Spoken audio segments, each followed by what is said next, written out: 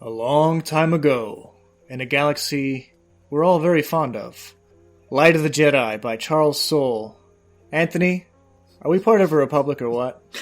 We are all the Republic. Welcome to Project Geekology, where we're going to be talking about Light of the Jedi today for, I think it's episode 24 now? I'm having a hard time keeping track because we record things 2 weeks in advance of our actual posting, or it's like a week in advance of our actual posting. So I think this is episode 24, and I'm going to run with it that way. But yeah, we're going to be talking about the brand new initiative that's been started with the Star Wars publishing campaign, The High Republic, which occurs approximately 200 years before the prequel trilogy of the Star Wars saga. This is like a whole brand new era of Star Wars that we've yet to experience in either Legends or canon, with all new characters and all new threats. So we're going to be diving into this book as a whole, which will include spoilers, but we'll probably, talk a little bit about some non-spoiler thoughts on the book before we jump into spoilers, because I think this is a topic that a lot of people are interested in. And they might just need that extra push before getting into, if you know what I mean, Anthony. Yes, I agree. Again, welcome to Project Geekology. My name is Dakota, and I'm joined, as always, with... Anthony. Anthony, what have you been up to this past week? Man, a big part of my week has been catching up on this book. I finished reading this book on the day of recording. So It's pretty much fresh in mind. I'm ready to talk about it. Over these past few days, I did go through a lot. So there's a lot to remember in this book. But yeah, so that's one of the biggest things. And as you know, this weekend I finally got a new car, something that I've been looking around forever for. So I'm super excited about that. Those are the biggest things that I've done this week. How about you, Dakota? What have you been up to? Well, I guess before we jump back to me, congratulations on the new car. I know that you've been searching for feels like, 2 months now? It's been a while since we last spoke about it on the podcast, but yeah, you got into an accident. You were waiting at a stoplight and someone hit you. And then, thankfully, your insurance covered it, in spades, right? And you finally found the car that you wanted. So that's awesome, man. I'm happy for you. We're recording this on the 18th of March, Thursday, which is the release of Zack Snyder's Justice League. So that's all the internet's actually talking about. And I watched a little bit of it, actually, today. Before starting this podcast, I watched the first, So it's broken up into 6 parts. So I took a little peek into the movie, and I saw that there's, several markers in the actual movie. So you know how when you have a DVD menu and you're trying to find a specific scene and they have different chapters, and usually there's roughly 20 chapters. Well, Zack Snyder's Justice League is kind of like that. Although you can't really skip scenes or you can't skip chapters. It's meant to be watched as a whole, or as the thing is 4 hours, so you kind of need breaks within the runtime. So the first part of the movie is there's a 9-minute prelude plus the first part, which is 30 minutes. So it's a 40-minute segment.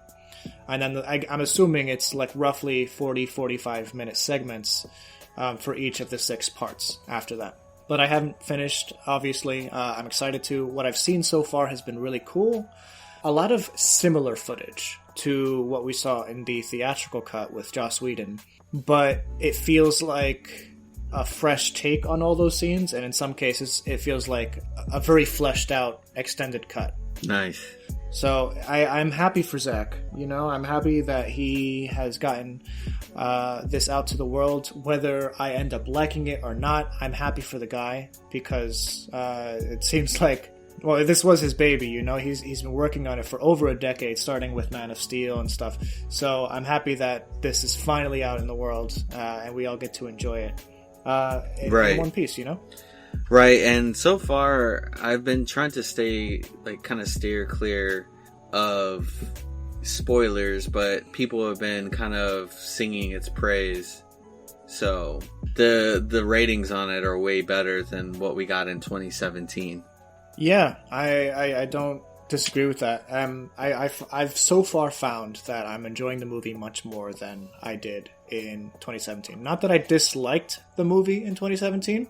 I just feel like this is more visualized, you know, like it is a vision, you know. Every movie is that.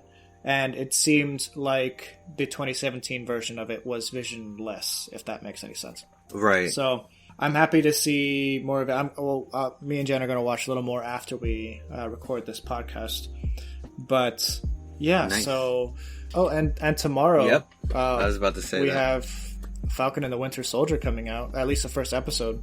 Which is it going to only be the first episode? Because Disney Plus has been releasing their series. I mean, with the exception of The Mandalorian, they didn't release 2 episodes on the same day, but they released 2 episodes in the same week when it first dropped. Right. So we may get 2 episodes tomorrow. We'll see. I haven't heard anything about there being 2 episodes, but I would like to start off with, like they did with WandaVision. I kind of think that they don't need it. So apparently they were actually supposed to release the first 3 episodes of WandaVision when the show first aired. But they realized they needed another week to finish the special effects on the finale, so they spread it out an extra week, basically. Which I'm not sure. I liked that. Yeah, it was fine. I liked it. I liked being confused for a week. Wasn't that awesome? I was like, wasn't that awesome? Going on? Yeah, I absolutely loved that. I remember I was talking to my brother like the day after seeing the first 2 episodes of WandaVision, and he's just like, yeah, I don't know, man, it didn't really grab me. And I'm like, what are you talking about? I have like 30 questions in my head right now that I can't like stop thinking about. So I personally love that. I love being in the dark, even if it, you know, takes weeks at a time to like start to piece together. And whether it comes together like as like this super intricate puzzle or not. To quote Brandon Sanderson, you know, because this is a book podcast this time, journey before destination, which, you know, kind of just means the journey's just as important as the actual finished product or the actual destination. So I'm excited about the week-to-week stuff when it comes to Falcon and the Winter Soldier. I don't know if there's going to be multiple episodes to start off with tomorrow. You guys will know because this will be coming out like 2 or 3 weeks after the fact. But right, yeah. So let's jump into it. Was there anything else you wanted to talk about from this past week or no? No. I think that was good. Let's we can head on straight into the book. All right. So Light of the Jedi was released in early January. And it's received, you know, pretty, like across the board, everyone who's read it seems to enjoy it. If not love it, then just enjoy it or respect it for what it is. I've seen a lot of hate towards the High Republic in general online, especially if you go to the Star Wars YouTube channel. Like any video that has anything to do with the High Republic has been like dislike bombed for the past couple months at this point because of especially like in light of the recent like Gina Carano firing. I've noticed 95 to like almost 100% of the people who are actually like crapping on it right now haven't read a single thing within the High Republic. So Anthony, do you think, not that I know that you have been following the online hate or the fandom menace, whatever you want to call it, but do you feel like the hatred towards the High Republic is warranted after having read at least one book? Not at all. I think it's unwarranted. I think that you need to read. I think that you need to at least read something within it to be able to justify, you know, any thought on it. And I think that, well, and with that being said, I think that because there are some, you know, kids books, and that might not be for everyone, you know, especially adults, but Light of the Jedi was a really good starting point, at least for me. And I know that, and I think that was the launching point, right? Yeah, Light of the Jedi was definitely the book that you were supposed to read as the to headline the new initiative. Right, and I think they did that well.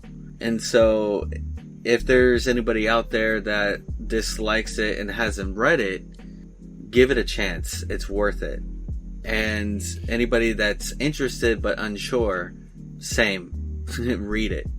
Right. So another, common criticism is that this is like Kathleen Kennedy's brand of Star Wars, but there's really nothing to justify saying that besides the fact that it has a more, I guess you could say, a diverse cast of characters, even though it doesn't really ever get into the color of anyone's skin or gender or whatever.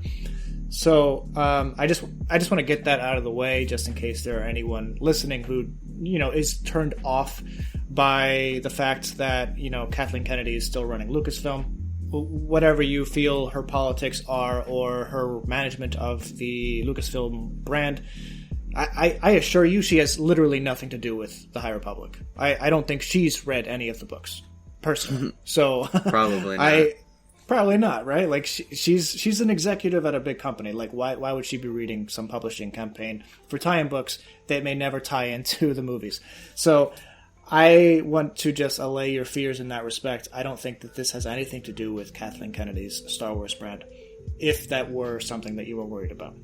That being said, I do think, and to piggyback off what you were saying, this is a good spot, or this is a good place to start this new initiative, because it throws you right into the action. It introduces you very quickly in quick succession to a lot of the major players that exist in this corner of the galaxy in this time period.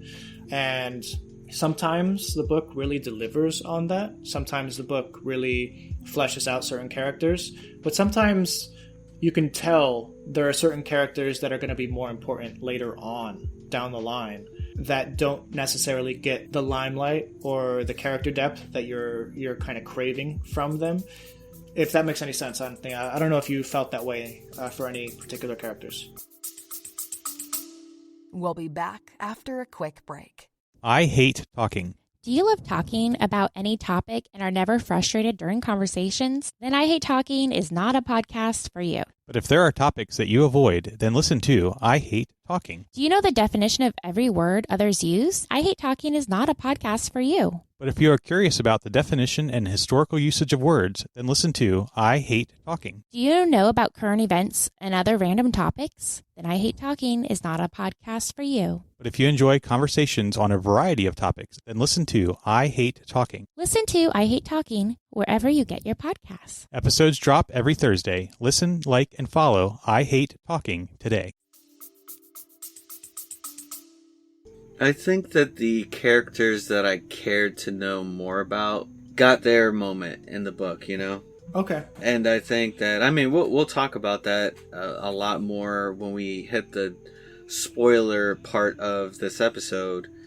But I think that before we actually do get into the spoiler part of the episode, I think that we should at least talk. We're trying to, in this point of the episode, we're trying to give a reason to people to give this book a chance. What would you say about it to give somebody an idea of it without telling too much? That's a good question. There's a lot to really unpack Right. from the novel itself, The Light of the Jedi, and the High Republic as a whole. Because this book focuses on the macro level of the galaxy. It's of all the books and comics that have been released, this is kind of like the movie versus some of the other shows that fill in the gaps, like the Clone Wars. You know what I'm saying? Yes. Claudia Gray's book Into the Dark and Justina Ireland's A Test of Courage, and the two comic book series, and there's a few short stories in there. These all take place around the events of Light of the Jedi, but Light of the Jedi is kind of like the big climactic movie that's going on that kind of encompasses the major events of this galaxy. So I would say a really cool talking point, or something that you might appreciate as a reader, and a fan of Star Wars is the fact that this is a period of time where we've never seen the Jedi. You know, this is a period of time that we haven't seen. We've never actually seen the Jedi at their full strength, you know, at the height of their power and their influence over the Republic. Not that the Jedi want or crave influence over anything, but at this point in the High Republic period, they're very closely linked to the events outlined by the Republic political parties, you know? So we're also seeing the Jedis at the height of their power. In terms of like their Force abilities, we're seeing new Force abilities that were never introduced in the shows or comics or even movies at this point. Right. You know, the Skywalker saga. There's some really cool experimentation in that respect. But because, and we're going back to the prequels now, you have some comments from like Yoda and Mace Windu, where they're talking about how the Force is like clouded for them. The Force is clouded by the dark side, and they don't know why. They don't understand that there's like a growing threat in the galaxy at that point. At this point in the High Republic, there is no cloud, covering their thoughts. There is no impediment to their ability to use the Force. So they're at the height of their power. So a lot of what you see in the book is just so cool because, like, they work together in ways that you've never experienced before as a Star Wars fan, and it's just really cool, you know. I also love the villains going into the High Republic period. Yeah, I was tentative about them at first because I kind of went into it thinking about one thing but getting something totally different. But by the end of the book, the villains really kind of captured my interest. You know, I really want to know more about the Nihil and like what their ultimate plan is, because at this point we don't know what their ultimate plan is, even after reading the first novel, you know? Right. So right, and I think that's a good talking point when we talk about the end of the book, like how it ended. But yeah, I agree. Looking at the height of the Jedi's power in this book, you do think back on the prequels and what they do in the prequels. Obviously, a lot of this stuff is like new stuff. When you get to the prequels, it's almost like there's a regression in the Jedi's ability to use specific Force abilities, or how they perceive the Force also. And that's not to say that the Jedi in the prequels were not strong Jedi. That doesn't mean that they couldn't use the Force well, but there was almost like an extra wall that they had to pass in the prequels that was blocking their like foresight and I guess their Force sensitivity, you know? Right. If that makes any sense. I feel like that's something that you can only really grasp having read the novel, because you kind of see the parallels, or you try to like parallel what the Jedi are doing in this time period versus what they're doing in the prequel time period. And it's just, there's just an extra step above, you know, and it's kind of cool. What about you, Anthony? Like, what would you say is one of the interesting points going into the book that you think the average Star Wars fan would be interested in?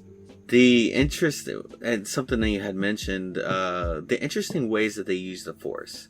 I mean, it's really compelling on the way they use the Force and the way that the book really paints the picture for that. And I think that Charles Soule does a fantastic job on that. Yeah, I totally agree. And I guess, you know, while we're still in the non-spoiler section, I will say, like, you know, I do have... It's not a perfect book. I do think that it starts... while it starts with a bang, like literally, it starts with a bang, I don't think that's necessarily the best way it should have started. I do think that there are... I don't think, it's like actual fact. The first couple chapters are just like quick succession of like introducing people, they dead. Introduce someone, they dead too. Introduce another person, they dead. And it's like, okay, when am I going to meet someone that's actually going to like impact the story, you know? And it does happen, you know, within the first section of the book, but it takes a little bit of time, and like you just kind of power through those first couple chapters, even though it's exciting and like you're learning about what's happening through like different point of view characters. It is hard for the average reader, I think, to jump into. Do you agree with me at all on that, or do you like? Am I kind of like taking that concept and running with it? I don't know. So the beginning of the book doesn't bother me. I don't care. I actually liked the way that it started, but what I do agree on is that they do kind of machine gun a bunch of characters at you, and it's really hard to grab onto them, especially at first, because you don't know if they're going to live or they're going to die. But I do think that Charles Soule, he does do a good job at putting out characters that you know that are going to be around for a long time. Some of the other, like, you know, minor ones, or like ones that were outside of the Jedi Order, you weren't entirely sure, but like what's going to go on. We're talking a little bit about the book, you know, without trying to spoil too much. But I think that for this section, I think that we should summarize at least what the book is about, so that the listener has a general idea, so that if they decide to skip the actual spoiler part and you know, read the book before they come back to our discussion, sure, you know, I think that, you know, we want to give them something to latch onto. All right, so a brief summary of The Light of the Jedi without jumping into too many spoilers, because, you know, the book is structured around 3 major events. I'm only going to talk about maybe the first couple, but the first major event that kind of kicks this story into high gear is what's later called the Great Disaster. I think it's kind of a corny name. I think they could have figured out a better way to, you know, label this event, but that's canonical Star Wars now. The Great Disaster is what happened in 232 BBY. So, for whatever reason, there's a space liner who's, you know, going through hyperspace. It interacts with an object in a way that is unnatural for hyperspace to behave, and it derails it. And it sends... the ship breaks apart because it's basically trying to stop, and it sends shards of itself, you know, careening through the galaxy and opening up at different spots through hyperspace. And this great disaster is incredibly detrimental to life in the galaxy. You never know where it's going to come from next. I actually found that there were a lot of parallels to COVID-19 and the quarantine efforts that we were exposed to in 2020. So you never know where the next outbreak is going to be or how well it's going to be managed. But, you know, even though you close you close the workplaces, or you close this or that, stuff does get through, you know, and it's kind of like, it's almost like an impossible challenge of keeping this mess from destroying more lives. So I think that's a really cool parallel that I think they introduced to Light of the Jedi after the quarantine, because their parallels are just too specific, you know, the fact that it starts really impacting the lives of the galaxy at large, like these emergences, as they call them. You know, a large section of a ship will come out into a system, you know, at hyperspeed, and it would just like fly towards planets, basically. And we all saw The Last Jedi. We all know what happens to a ship going hyperspeed through another ship. It totally obliterates. So you don't want that happening to a planet. You don't want that happening to a space colony or whatever.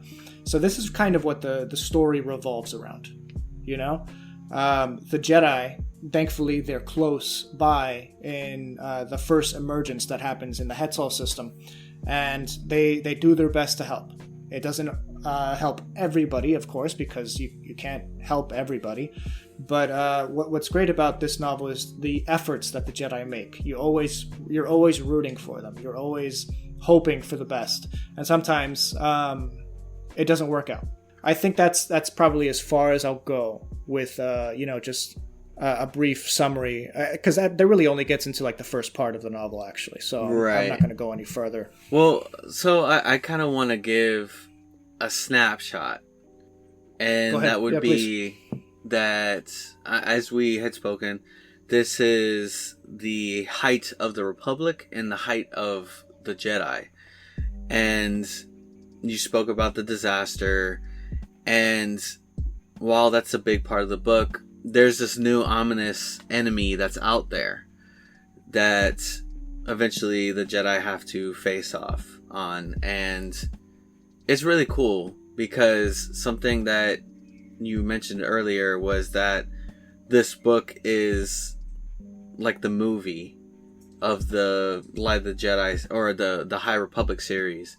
Because reading it was very cinematic. It's very cinematic. And I'm going to say it like for the 400th time, it's worth it. Read it. I say this. It's not the best Star Wars book I've ever read. But you know what? It's one of the most exciting Star Wars books I've ever read. Because it's something totally new. I don't know what I'm going to get from a High Republic book. It could literally be anything. There are very few, I guess, like canon things that they can get wrong in this period because there's so little known about it. So they just have free reign to explore in this new era of Star Wars. And that's what I love most about it. It's so fresh, but it still feels like the galaxy far, far away. So I would say it's maybe a 4 out of 5 for me in terms of the actual content of the book. But it's like a high 4. Like I do highly recommend it just because I want people to get into it. I feel like this is a really it's just a fun time to be a Star Wars fan again, because this is almost like how I left The Force Awakens when I watched The Force Awakens. I knew it wasn't a perfect movie, but I loved that it opened up the galaxy like new again. You know, when I left the theater after seeing The Force Awakens, I was like, Star Wars is back. Oh my gosh, I cannot believe Star Wars is back. They can go so many places from here. Whether they did or not, it's up to you. But yeah, so I think that's kind of our best on kind of trying to explain this book, because I mean, it's really hard to talk about this book without spoiling it. So that's why we wanted to give you a little summary and a snapshot. And I don't know about you. Are you ready to actually start talking about this book? Because I am. We're a little over 30 minutes into the recording, so I think it's time. Let's do it. You want to start us off? Legacy Run. Hyperspace. The first chapter pretty much starts off your gripe, pretty much. It's a very short chapter. I mean, we're not going to go chapter by chapter, but I just wanted to say it's like one of the short chapters, and it introduces the Legacy Run, and I'm not going to exactly bother with talking about the captain and stuff, except for the kid, which is Surge. His name's like Surge, right? I think so. So the Legacy Run, that's the ship that breaks up into hyperspace. Right. For those of you who don't know or don't remember. And that's the ship at the beginning of the book. You're just kind of like, okay, so this is a Starliner, a Star Cruiser. They're going from one place to another. They're shipping a bunch of families to a new life in the Hetzal system, presumably, where they're creating like a whole bunch of Bacta, which is like the new drug, which, you know, eventually down the line, the Bacta tanks are like what help people heal faster. You see Luke in a Bacta tank in The Empire Strikes Back, you know, the scene where he's like swimming around in a diaper. Right. That's a Bacta tank. Right. So yeah, Legacy Run, that ship was bringing these people out to the Outer Rim, because the Outer Rim is like new. It's something that it's almost, well, it still kind of is even when we get to the movies, but it's frontier space. Exactly. So exactly. That's what I was It's like say. the gold rush. It's like the gold rush almost, you know? Like you have people who are waiting or trying to make it big by going and like starting mining. I was gonna say, dude, it's almost this, literally like the gold rush. It's kind of cool, actually. Right. So yeah.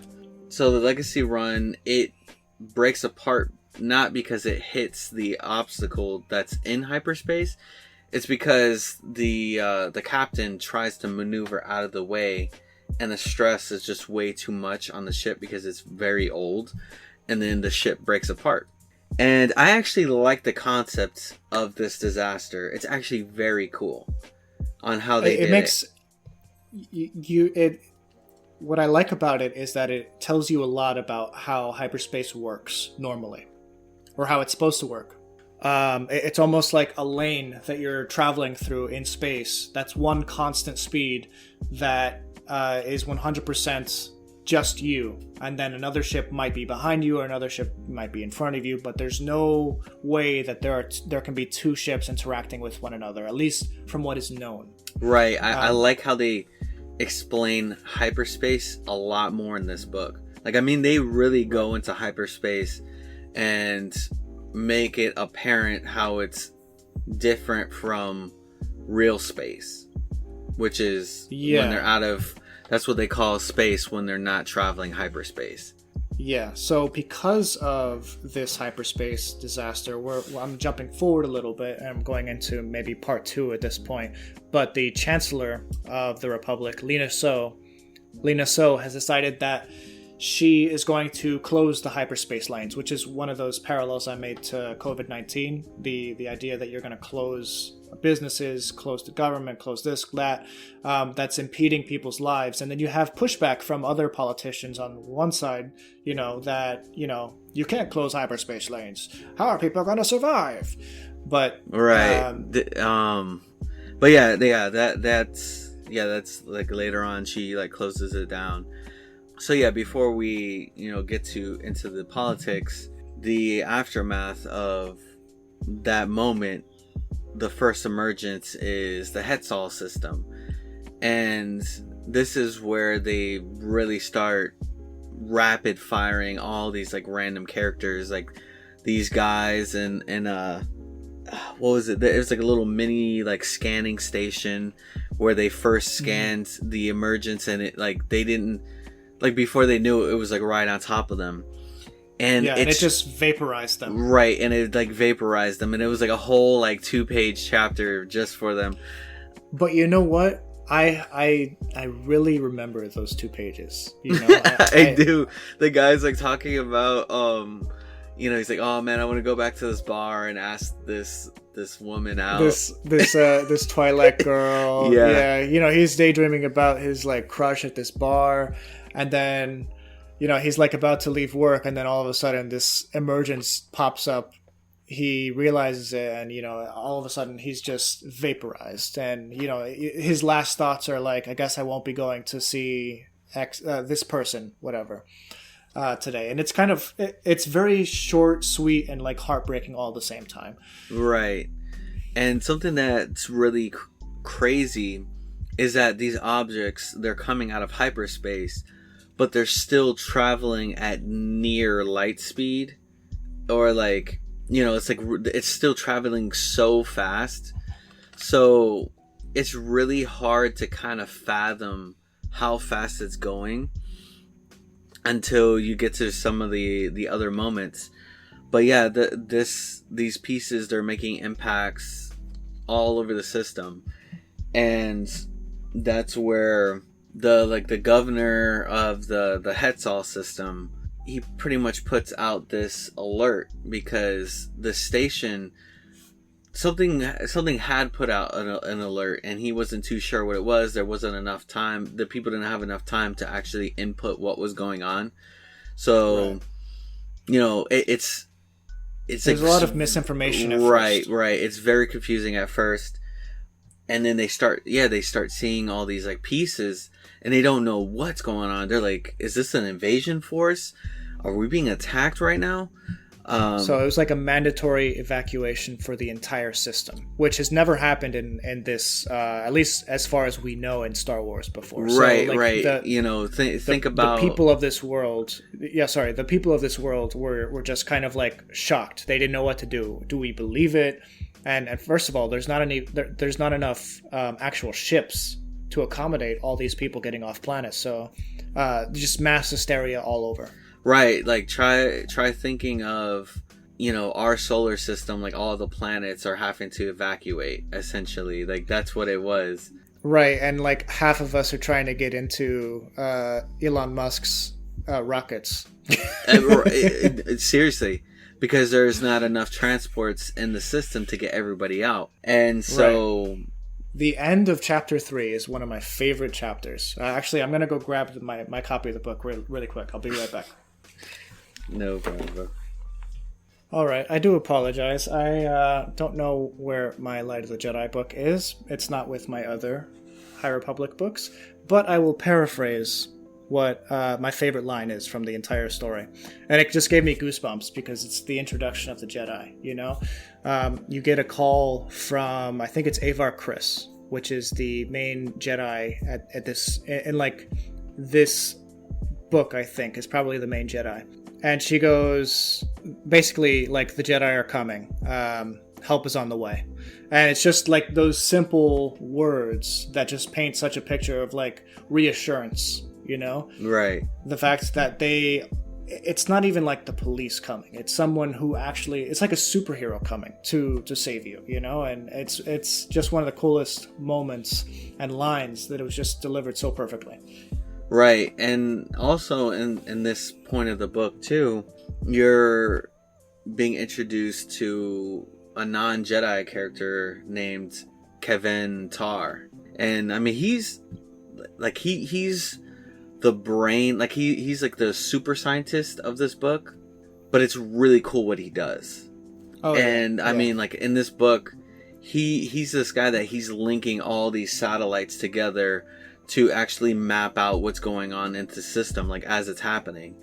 And it's really cool because he was the one to actually make sense of a bit of what's going on. Like they didn't know what's going on, and he was able to find out really what was going on. While everyone else is panicking, you have Kevin Tar, who's actually like inputting data from everywhere that he can grab it, basically. And he's creating a picture for them to understand what's actually at stake, what's happening.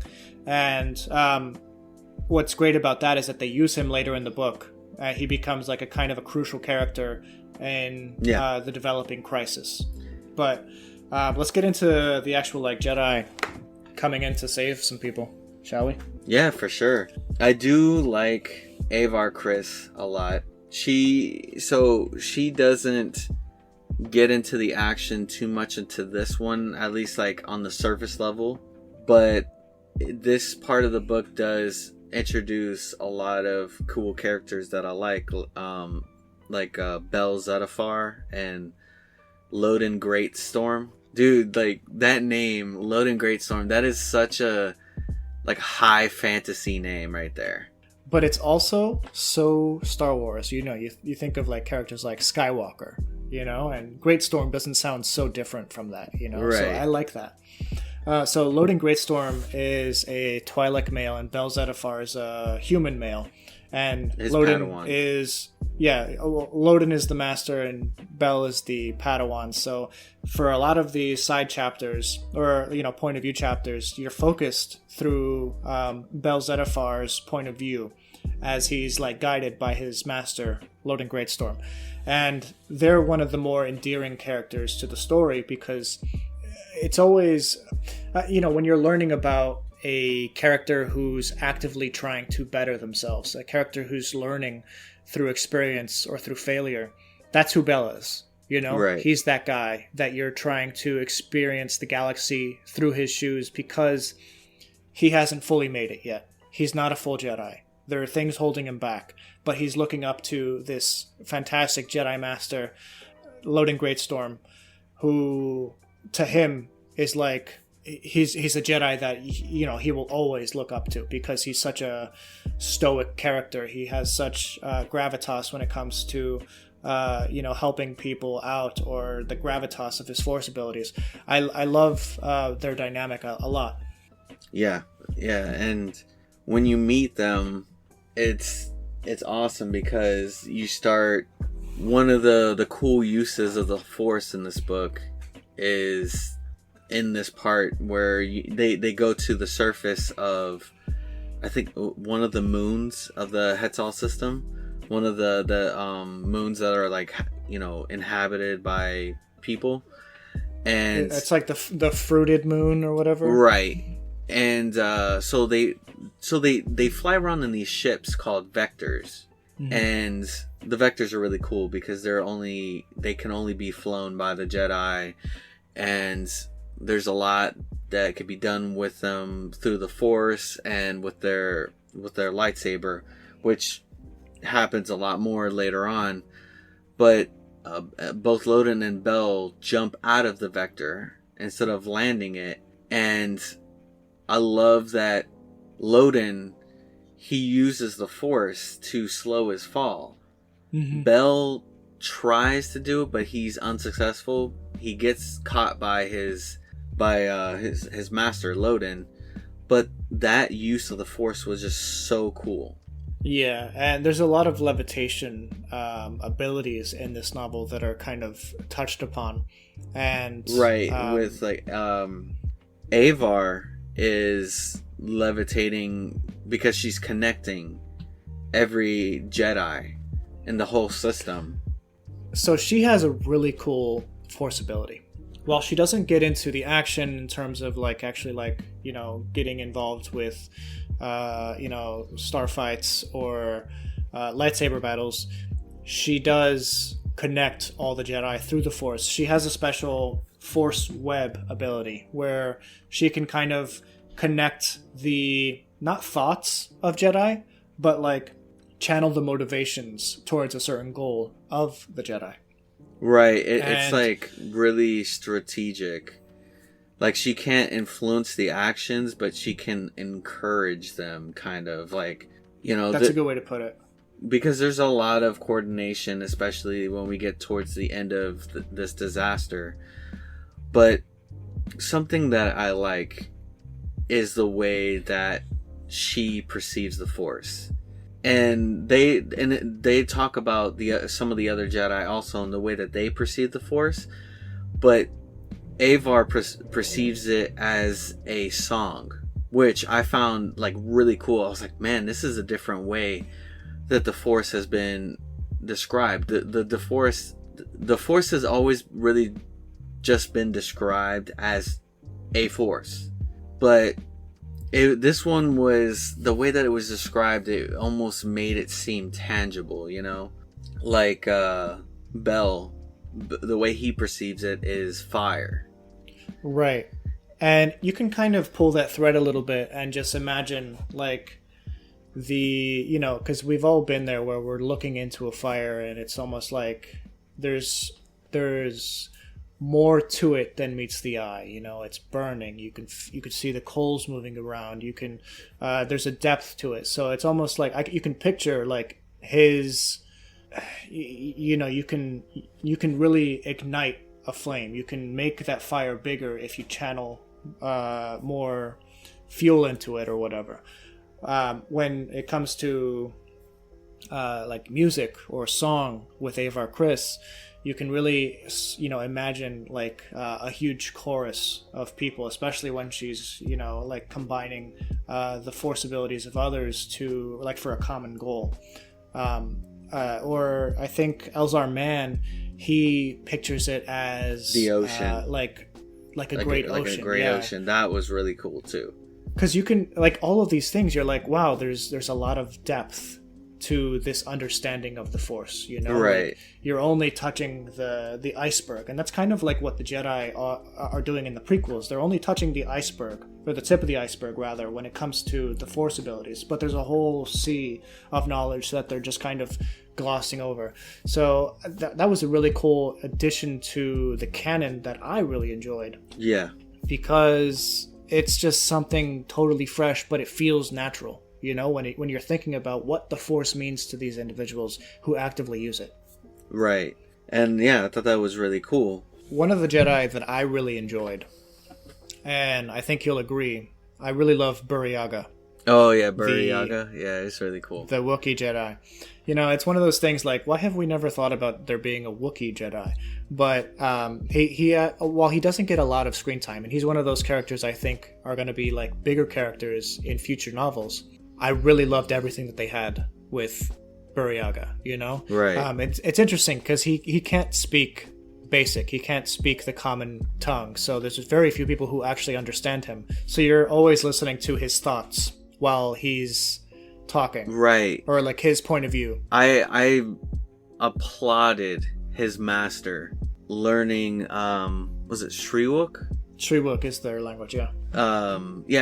So Burryaga's master is named Nib Asik, and Nib Asik learns Shriwook to be able to understand and to talk to Burryaga, and I thought that was amazing.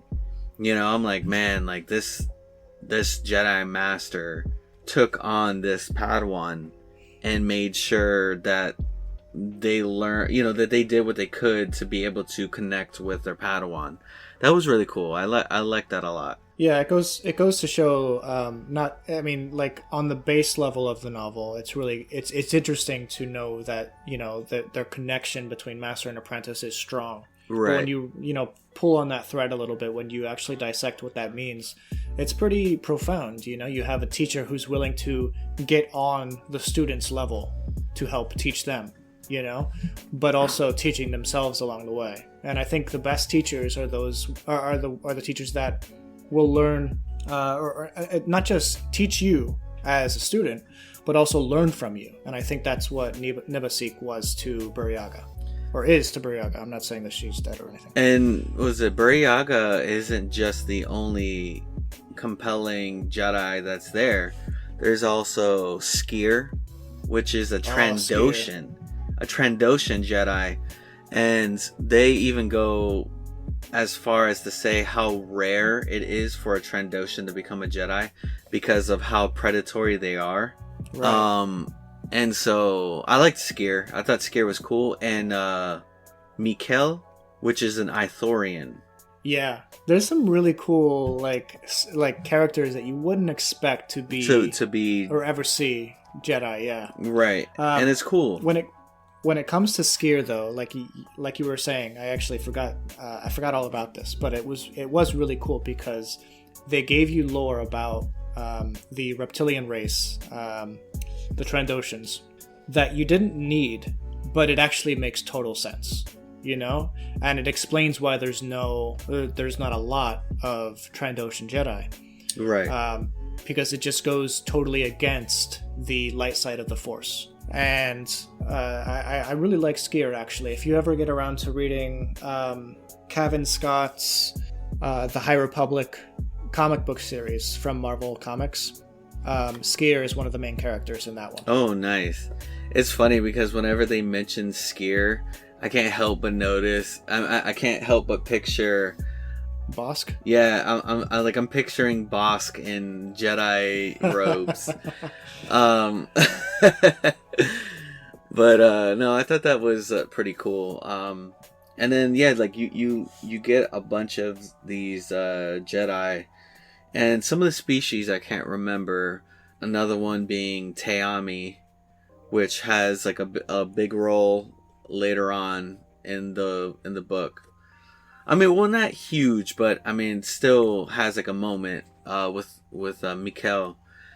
And then you get so I like how there's a mix of not just Jedi characters, but there's also, you know, like normal characters like Joss and Pika. Adrian. And I liked that moment in the beginning where Burryaga figures out, like he was feeling fear and he's panicking because they were trying to pull off something. And Buryaga was connected to that thing in the Force, and they said, hey, you can let go, because they thought that it was too much for him. But really what he was feeling was the fear and the panic of these passengers that's on a passenger piece of the Legacy run that's about to crash into something. And that, oh my gosh, dude, the use of the Force in this, that they use the Force to slow it down like 1%, and that Joss and Pika were able to use these mag clamps to like stop it and save these people, was really cool.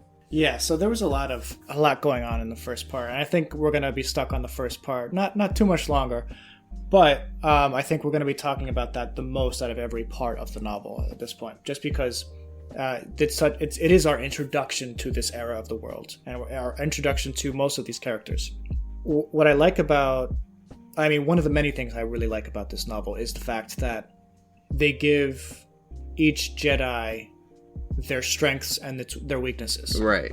So when it comes to Buryaga, he doesn't speak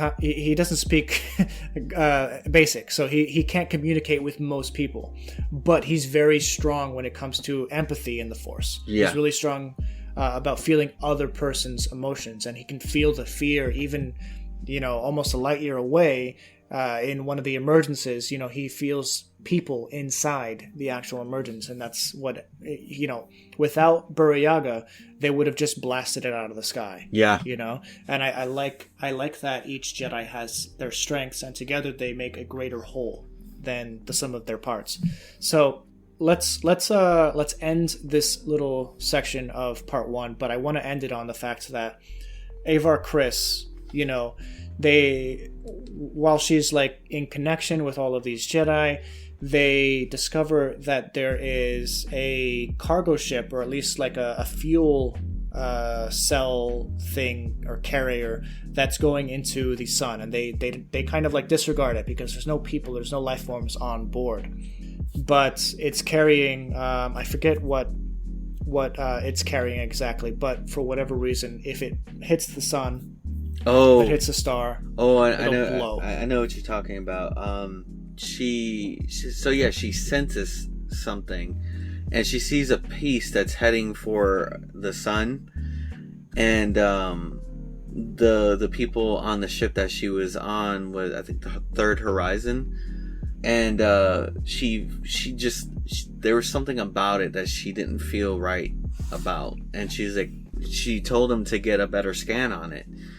And the scan, eventually the officer ended up coming back, and he was kind of freaking out because the scan revealed that it was this really like highly explosive fuel called Tabana. Yeah, Tabana. And that if it hit the sun, it was literally gonna turn the sun into like one giant bomb. Like it was literally like one giant bomb that was about to go off. And this right here, this moment and this use of the Force was really cool too. What Avar Kriss does, and this is where that link that she makes in the Force really like shines.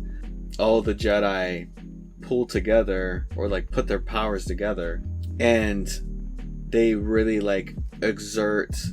It's to the point to where it becomes physically exhausting, that some of these Jedi are like passing out from using so much of their ability to push this Tabana out of the way, just even slightly, slightly. So it's like a huge thing, many miles off, many like light years off almost. Right, they're not even anywhere near it. And they're trying to push this thing. They're trying to together push this in one direction, and she's trying to guide them to push this one exact spot so that they're all like in unison.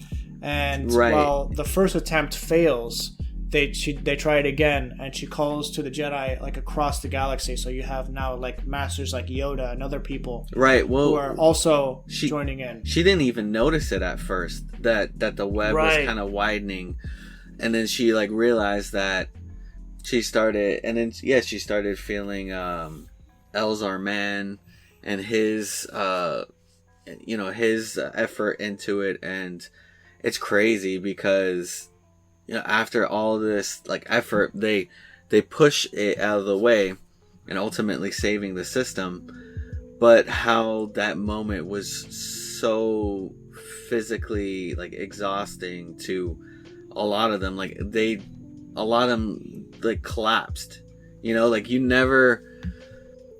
Well, I guess you see it a couple times throughout the like the TV shows and the movies, but Grogu passes out all the time after using the Force. right. That was like my thought. Yeah, I thought it was cool. It was a cool use of the Force, and there is a moment before that where Loden and Bell, they have to save a bunch of people because there's this ship that is being guarded by these guards that are for this family. It's like a private ship, and there's a bunch of people that were outside the gates of this home trying to get in to use the ship that this family is about to board.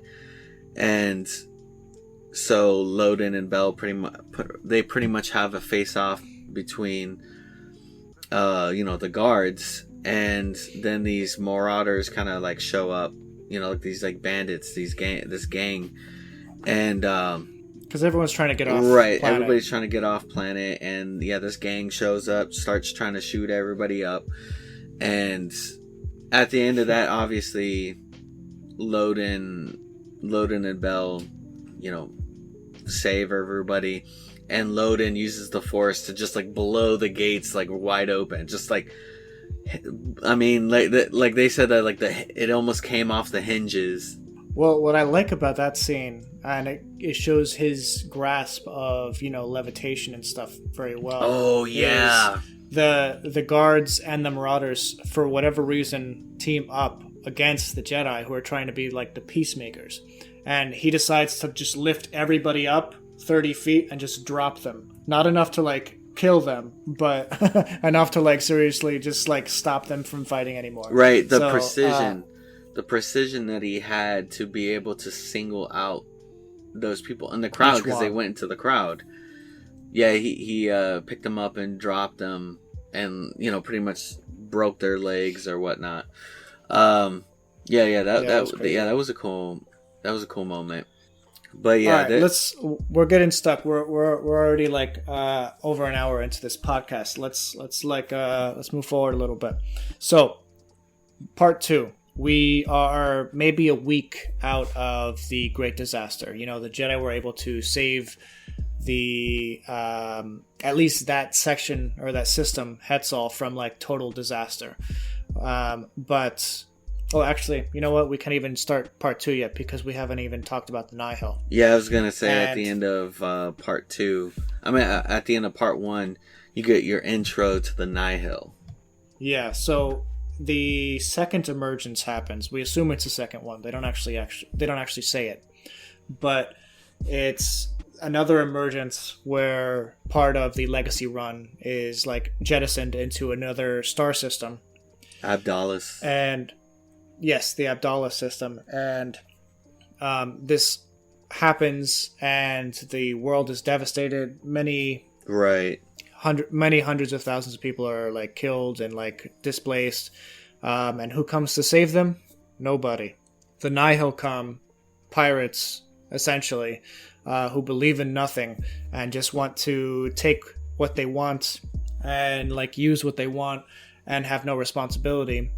They come in. They wreck house. We forgot to say that this guy took a bunch of his ships and people that work for his company and took them up to space to evacuate them. And then that's when the Nihil come in, and the way that they come in is really crazy because they come in this cloud, and people aren't really too sure like what is this, and they realize that it's a bunch of ships with like one large one in there, and a bunch of the smaller ships come out, and they tear these ships apart with harpoons. Yeah. It's crazy. Yeah, they're dude. monstrous. They're monstrous, you know, like they literally come in like a hurricane. And like they literally come into like they come in a cloud, and they form this giant storm basically of ships that will come and attack you. And a lot of their ships are made up of like random parts, because they're almost they're scavengers, they're pirates, they're taking what they want and they're building bigger and better ships out of each and every part that they can like muster. And a lot of it is, you know, like scraped together crap. No, But, I think the best way, and this is coming from the gamer in me, the best way to describe the Nihil, they're marauders. Think of Fallout and how a lot of these bandits, they come in with these armors, you know, with pauldrons that have nails sticking out of them, and everything's really metallic and kind of rusted looking. You know, like these aren't just, you know, they're not coming in and just like plundering. Like, they're destroying and plundering. They've got a menace behind them, you know? Yeah, they aren't gonna take any prisoners, at least not at this stage of the story. They're not trying to anyway. They want what they want, and whatever else that they don't want, they will literally just destroy. You know, it's pretty crazy. I think about a bunch of, you know, random space pirate groups from different fantasy and sci-fi series. So you have you can kind of make parallels to different stuff, like in Star Trek The Next Generation and beyond. You have the Borg, which are like this assimilating menace throughout the galaxy, and although the Nihil are very much, you know, they're not Borg in the sense that they're like one hive mind. They kind of attack like they have a hive mind. So I think they kind of take some influence from the Borg. And then you also have the Reavers from Firefly, who are just almost like space crazy individuals who just attack and ravage for no apparent reason. You have in the Fitzchivalry Farseer novel series, you have like the Red Ship Raiders that come into different ports and they just, you know, drive people insane. You kind of have these different influences that kind of influence who the Nihil are. And I love that about the fact that, you know, this is like a character or a group of characters we've just never heard of, but they are such a huge threat to the galaxy. Yeah, they're, and in some instances, at first, they're kind of underestimated by the Republic because they're just seen as this small-time group, you know? Well, they exist in the frontier space, so the Republic is only just now trying to reach frontier space. They're trying to expand their reaches, which is why they were even in the Hetzal system in the first place. Right. Something that we didn't talk about was that they're working on the Starlight Beacon, which is this humongous space station that serves many purposes, you know, diplomatic, refuge, all sorts of different things, you know, connecting people, sharing culture. They even have a Jedi temple on there, the biggest Jedi temple outside of Coruscant. So it's really cool. Yeah, that's something that we missed, is the Starlight Beacon, and that's actually a big part of this book too. Right, yeah. So the story actually kind of revolves around the Starlight Beacon and like when the Starlight Beacon opens or is dedicated at the end of the book. I think the Starlight Beacon is a really cool thing because it's almost like a lighthouse, you know? And even in like videos that the Star Wars channel has put out, it almost like there's a light, there's an actual beacon at the top of the Starlight Beacon that spins around like a lighthouse. And it's almost like a call to a call of safety to the galaxy at large, you know, especially the frontier space, because it's connecting the inner worlds, the core worlds, with the outer rim worlds, and this is like their little base away from home. So yeah, it's really cool. I love what they're doing with that. But it's almost like frustrating for me in a way, the Starlight Beacon. It's like a big tease because I want to see it like in a movie. I feel like that's such a cool concept. Yeah, the way the way that it's explained in the book makes you want to explore it. It feels like what's it called? Deep Space Nine. I don't know if you've ever watched that Star Trek series, but it's a Star Trek series that takes place on a space station. It's 100%. It takes place on a space station. It's the day-to-day life, or the day-to-day lives of the people who inhabit that space station. So it kind of feels like Deep Space Nine to me, and I want more of that. Nice. Let's continue on to part 2. It's the beginning of it. We get a little bit more of Chancellor Lena So, and you can tell that she's somebody that cares about her people, even throughout the book. Like, I mean, she's the chancellor that they needed for the Trade Federation, because Valorum couldn't do it, man. But Lena So, she might have had the guts to do it. Like, Lena So, like, you could tell that she's compassionate, but she has got grit. She's got grit. And I like where it starts off with her. She has that meeting with Avar Kriss, Elzar Mann, and some of the senators like Lorelia and Noir. And is it Noir?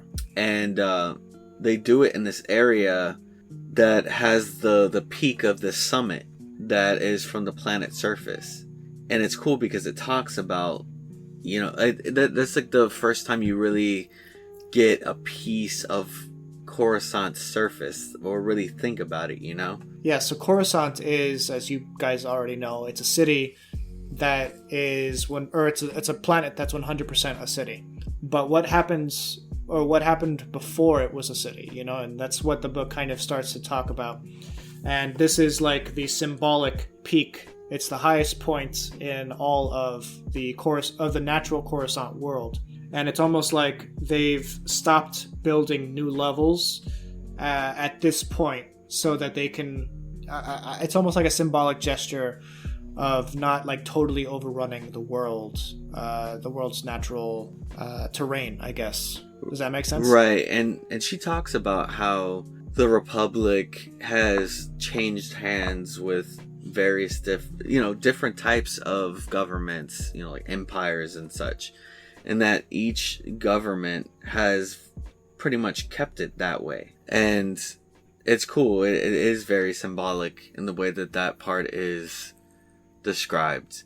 So yeah, in this meeting, this is where Lena So, she sets up this hyperlane blockade, and Senator Noir, he's not very happy about that, because he's the senator and advocate for the Outer Rim, and closing those lanes pretty much shuts down or cuts off a lot of the help, or the way for help to get out to the Outer Rim and for food.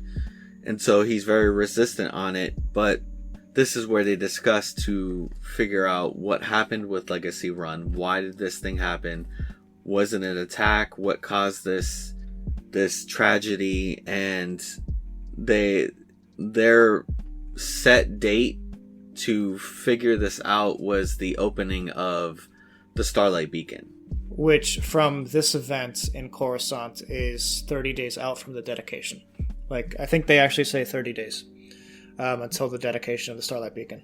So their goal now is to figure out if there's any way to stop future events from happening, learn more about hyperspace travel and why this would happen, and see if there's any other way that we can fix this problem before the dedication is set to commence.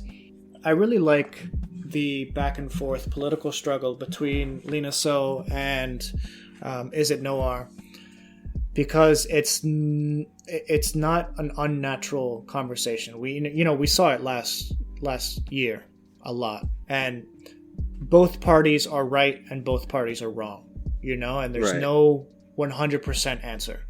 Right. And you have is it Noor who's looking after the livelihood of the people he is supporting, or the people he purports to support. I don't know if there's like financial gain for him or whatever. Right. But, it seems that all these people care about something. You know, they're caring. Like, there's some sort of compassion going on. He doesn't want this to happen because the people are going to suffer in the Outer Rim. But Lena So wants to do it because she doesn't want any more disasters to happen to protect everyone in the Outer Rim. So it's really a double-edged sword for both of them. Because it's like, if you don't do this, then this could happen. But then if you do this, then that can happen. And so... Yeah, there's no clear answer as to what the correct answer is to do. And even by the end of the novel, you're not really sure, like... what was the right thing to do? Like, did the closure of the hyperspace lanes actually fix anything? You can get into that. I never understood that really. Like, I didn't know that like hyperspace lanes were something that you could like physically close. I don't think that it was. Well, maybe you can. I don't know. I feel like they touch upon it in Into the Dark, like where a bunch of people were like thrown out of hyperspace lanes, but they explained it as more of like a hyperspace was like broken almost sort of right thing. and which like really got me, because the way that they explain hyperspace in the book is that it's almost like going into another dimension, that it's just so how do you close that? So yeah, how do you close that? And how are there lanes in there? If you go to another dimension, like, couldn't you really just go anywhere you wanted? Which, in a way, you actually can with the paths. Right. So. Right. We'll get into that we'll get into that now. Actually, yeah. So let's talk about the Nihil, because at this point in the story, there are like multiple different paths that are taken from the point of view characters. Let's talk about the Nihil. So we have several chapters where we are introduced to different Nihil characters. We have the 3 Tempest Runners, who are basically like 3 different gang leaders, or mafiosos, I guess you would call them, or could call them really, that lead a section of their gang, the big, which, together would be the Nihil, right? So the Tempest Runner leads a storm. Tempest Runner leads a storm. And within that storm... I think it's just called a Tempest. I think a Tempest Runner it's a Tempest. Like, their group is called a Tempest. Well, okay, so the Tempest Runner, they have multiple storms in the Tempest. It's like, they have sub-leaders in the system. Right. And then so underneath that... So there's storms, there's clouds, and then there's strikes. Strikes are like the pawns. Pawns of the machine of the Nihil. Right, so and then those groups as a whole are called Tempests. Yeah, so if you really think about it, it's a giant pyramid scheme. Really, it is. Right. It really is. Actually, that's a good way of saying it, because a strike will go out and get a bunch of other strikes, and then he becomes a cloud. Correct. So yeah. So it's like, yeah, like you're roping a bunch of people so that you can be the leader of them, but then you still have like a bunch of, oh my god, yeah, dude, it's funny. I'm just picturing that moment from The Office. The Jim just walks up and draws a triangle. It's like, yeah, where he's explaining like to Michael Scott like what a pyramid scheme is. No, it's pretty good actually. So. The idea of the Nihil is really cool, because you can kind of picture a gang working like this. You have your top guys, they recruit a few guys, and then those guys recruit a few guys, and those guys recruit a lot more guys, and eventually you have 1,000 people underneath you. So, and that's kind of what it is. So there are 3 Tempest Runners. There's Kasav Miliko. Kasav is a Weequay. Yes. So if you have watched Clone Wars or Rebels or have been to Galaxy's Edge, Weequays are what Hondo Onaka is. Yeah. You also have Lorna D, who's like she's a Twi'lek. She's a Twi'lek, yeah. And then I forget what the third Tempest Runner is called. Do you have the list up? Yeah, I'm trying to find them on the list now. Pan Eta. Yeah, Pan Eta. Yeah, you're right. I knew it started with a P. Yeah, so those are the 3 Tempest runners, but what makes the Nihil strong is their ability to pop up at any point in the galaxy. You know, they don't run the same way that other ships run. They don't use hyperspace lanes the same way that normal people use hyperspace lanes. They have an unknown understanding of hyperspace lanes. And we learn that it's through the eye of the Nihil, which is another, storm term. You have like the eye of the storm that kind of like leads the rest of the storm, or the hurricane or whatever. Right. So Marchion Ro, he is while he's not necessarily the leader per se of the Nihil, he eventually kind of becomes the leader of the Nihil by default, just because without Marchion Ro and his ability to find new paths through hyperspace lanes, they'd be useless, basically. They'd just be normal marauders. Right.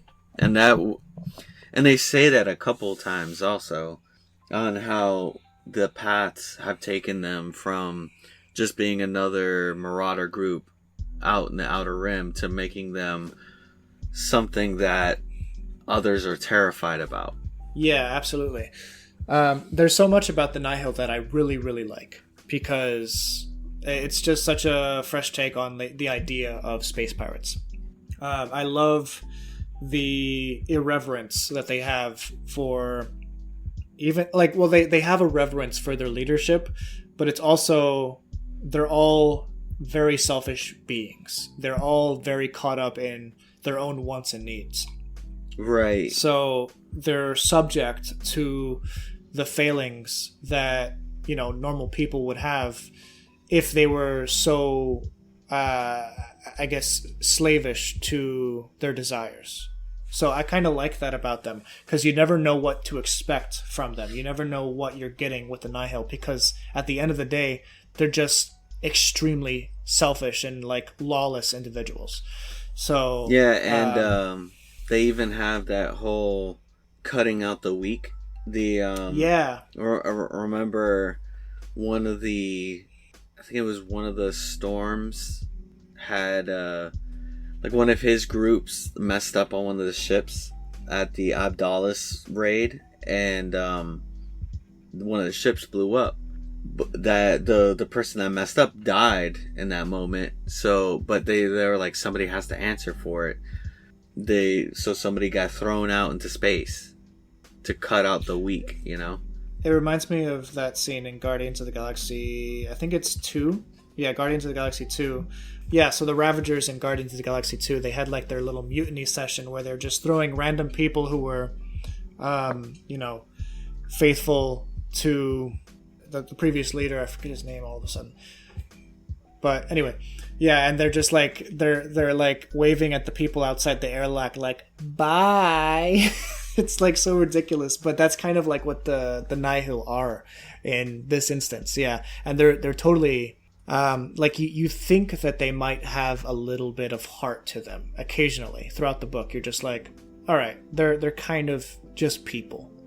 But then they kind of do stuff like this where they're heartless. They're totally after their own back, Yeah. Even if it means getting rid of someone you're close to. Yeah, they're good villains. They're not good people, but they're good villains. Yeah, it was a good villain. A good non-Sith villain. Right. So when it comes to the paths, because we have to explain, hopefully you guys have read the books and or read this book anyway.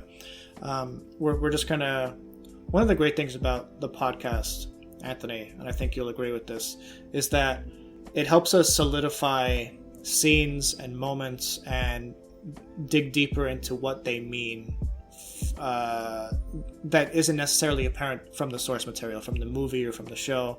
I noticed that a lot with Princess Bride. We were talking about random stuff from different scenes, but because of it, we're able to get a bigger grasp on what's actually happening. Yeah. So I think that's what's that's what I love doing about like with this podcast. So let's talk about like how they have the paths a little bit, because this is something that I want to know your opinion on. Well, the way that I think they navigate the paths are using these things called path engines. And they have them all equipped on their ships. And you need those types of engines to actually be able to navigate these paths. Because, I mean, these paths, they're outside the norm of regular hyperspace.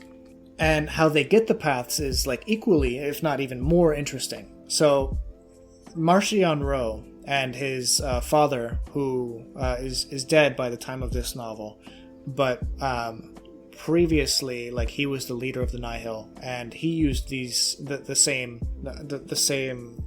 way to get the paths that Marchion Ro is doing. Basically, he either abducted or took on this woman named Mari Santeca, who just, you know, you have like savants in real life where like it's a person who might not be like socially capable of like focusing on a bunch of like normal stuff, but when it comes to certain topics, they're just like 100% geniuses, like beyond even imagining. Well, that's what Mari Santeca is. She's a savant when it comes to hyperspace travel. She understands how hyperspace works in a way that nobody else can even fathom. You know, and she's capable of creating or finding these hyperspace lanes in ways or regions that we're not even privy to as like readers. But for whatever reason, she is giving them freely to Marchion Ro for the sake of her life, basically. And he's actually prolonged her life. Yeah, because she, at this point, she's ancient. And the good way that they explained the paths were essentially the dirt path off of a main road. Yes. And so what Mari was able to do is, find those dirt paths and to be able to navigate, because she's connected to the ship. She can actually use the ship to navigate in hyperspace because she's connected. But before, so I'm glad that you talked about her. But before we're introduced to Mari Santeca, we're actually introduced to two other Santecas. One is an actual Santeca. The other one's married in. What were their names again? Marlowe and Velis Santeca. It's a married couple, and Avar and Elzar go to meet them to talk about hyperspace. Because the Santecas in this part of Star Wars lore, they're very proficient in their knowledge of hyperspace. They're known for exploring hyperspace and navigating hyperspace and selling this information off to people. The Santecas are super rich. They're a super rich family. So and they're basically the prospectors of hyperspace lanes. Yes. That's how the book describes them. Yeah. And then they're like, no, we like to be called navigators or something like that. But yeah, so Avar and Elzar, they asked them about, how do you think that this could have happened? Is this plausible? And they're denying it. And Elzar picks up that they're lying, but they don't really push into it. And then it's not until Avar and Elzar leave. Avar and Elzar leave until they kind of allude that they do know. They're like, oh, that sounds like so and so, and then that's when we're introduced to Mari. But it's crazy because, obviously, I read the word, I read the name Santeca, and obviously Lore Santeca popped up into my mind. I'm like, dude, this is crazy. This guy's family is going all the way back that far. So, for those of you who are lost on like what Santeca is, in the very first scene in The Force Awakens, we're introduced to Poe, Dameron, and BB-8 visiting this hermit in this small town, basically, that reveres the Force. Even though they're not Force users, they revere the Force. And we meet this old man named Lor San Tekka.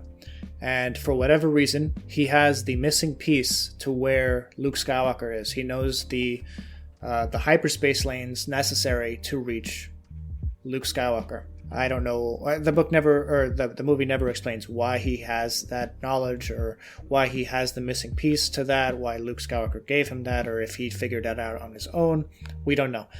But that knowledge of hyperspace lane travel dates back all the way over 200 years prior, like 260 years prior to at least this time period where the San Tekka clan has made a name for themselves as prospectors or navigators when it comes to the hyperspace lanes.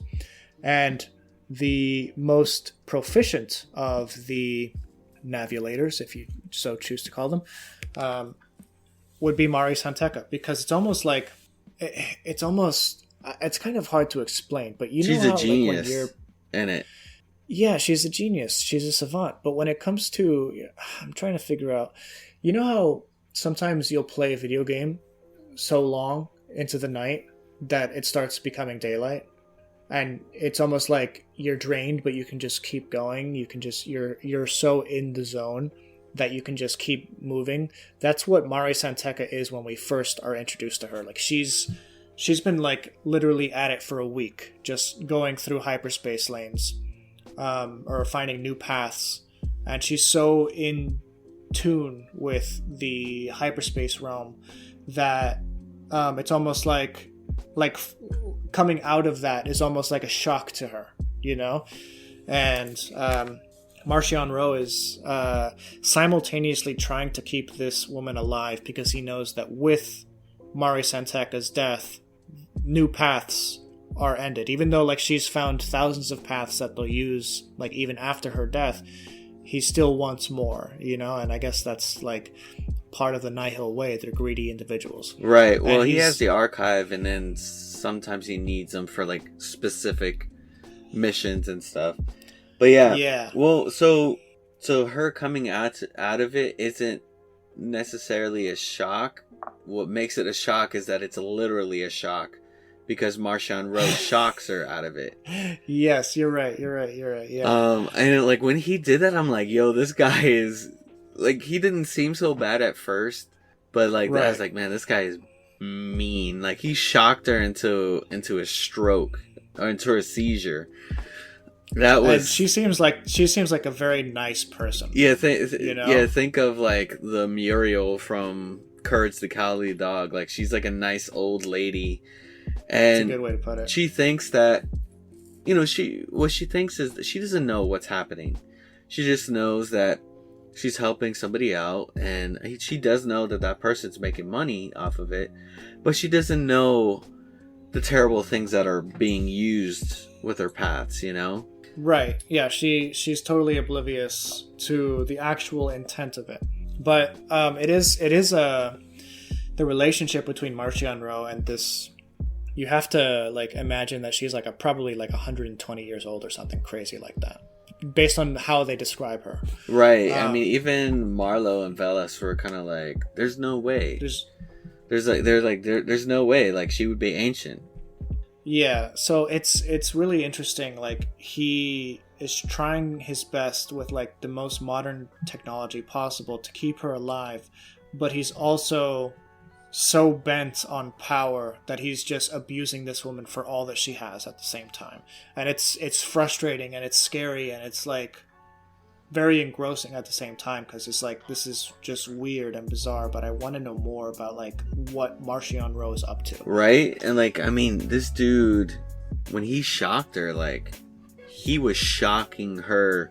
He kept on going at it and at it and at it until they dropped out of hyperspace, but then she like went into that seizure. Right. And he kind of just like let it go instead of calling that the doctor that they have on the ship. That was crazy. Yeah. Like, cause like in a way he was also like, well, if she dies, then, you know, maybe that's what I want. You know, maybe I want to stop this. But then like he just keeps on going. Let's go back to Avar Kriss and Elzar Mann, because they have a few really interesting chapters together, but we start understanding a little more of their background. We start understanding that they have maybe a little more of a connection than just friendship. I know, yeah. That was exactly my thoughts. Like, especially in the Marlowe and the Vela scene, because they're on Naboo, and Elzar and Avar, they're looking out in this island that's in the middle of a lake, and Elzar explains that it's like an artist's retreat. People go there to, you know, paint and sculpt and whatnot, and that's when they start talking about retirement. And he's like, you know, hey, you know, maybe when we retire, we can go out there and, you know, spend, you know, time, you know, retirement there together.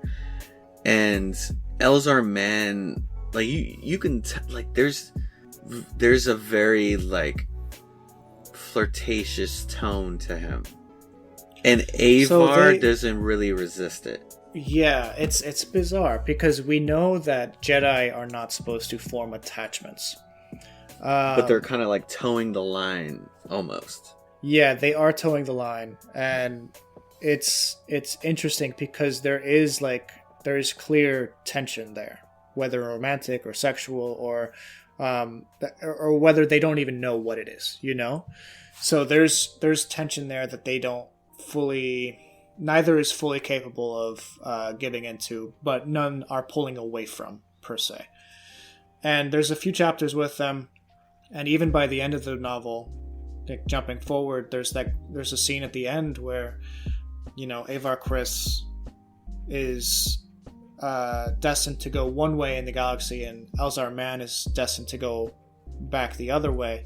And it's almost like they have a parting, but we know it's not really a parting because of how well they set these two characters up. Right. So I feel like we're going to be getting a lot more of Elzar Mann and Avar Kriss in the novels to come. I agree. Yeah, their connection is interesting. Moving away from the Nihil a little bit more, while we have Mari, actually, you know, while we're talking about Mari Santeca, we should talk about the fact that, based on the trajectory of the emergences that have popped up so far, and like where they've come out, where like the timing of each of them, Mari Santeca is actually capable of determining when the next couple are going to happen before they happen. You know, she can pinpoint it almost to the second and exactly where it's going to happen. So that's a huge boon to the Nihil. Right. And Marchion Ro and some of the Tempest Runners definitely use that to their advantage later on in the novel. But while that's happening, we have the Republic, who's equally invested in trying to figure out when the next emergencies are going to come out. But they don't have a Mari Santeca. The Santeca clan is not, they don't have it like that, where they can figure out paths just by looking at them, you know?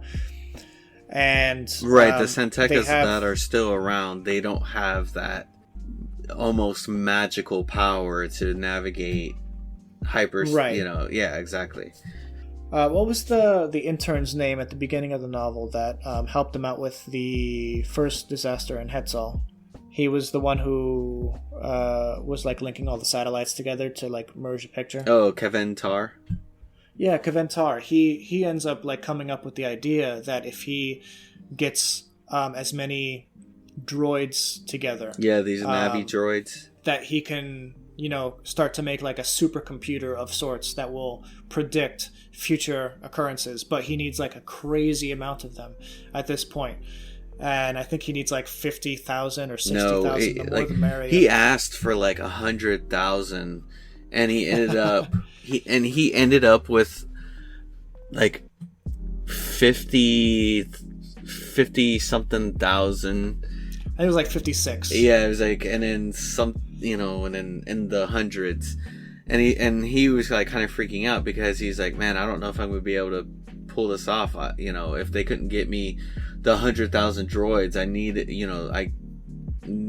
like, at least he needed was like 75,000, so he didn't have much to work with.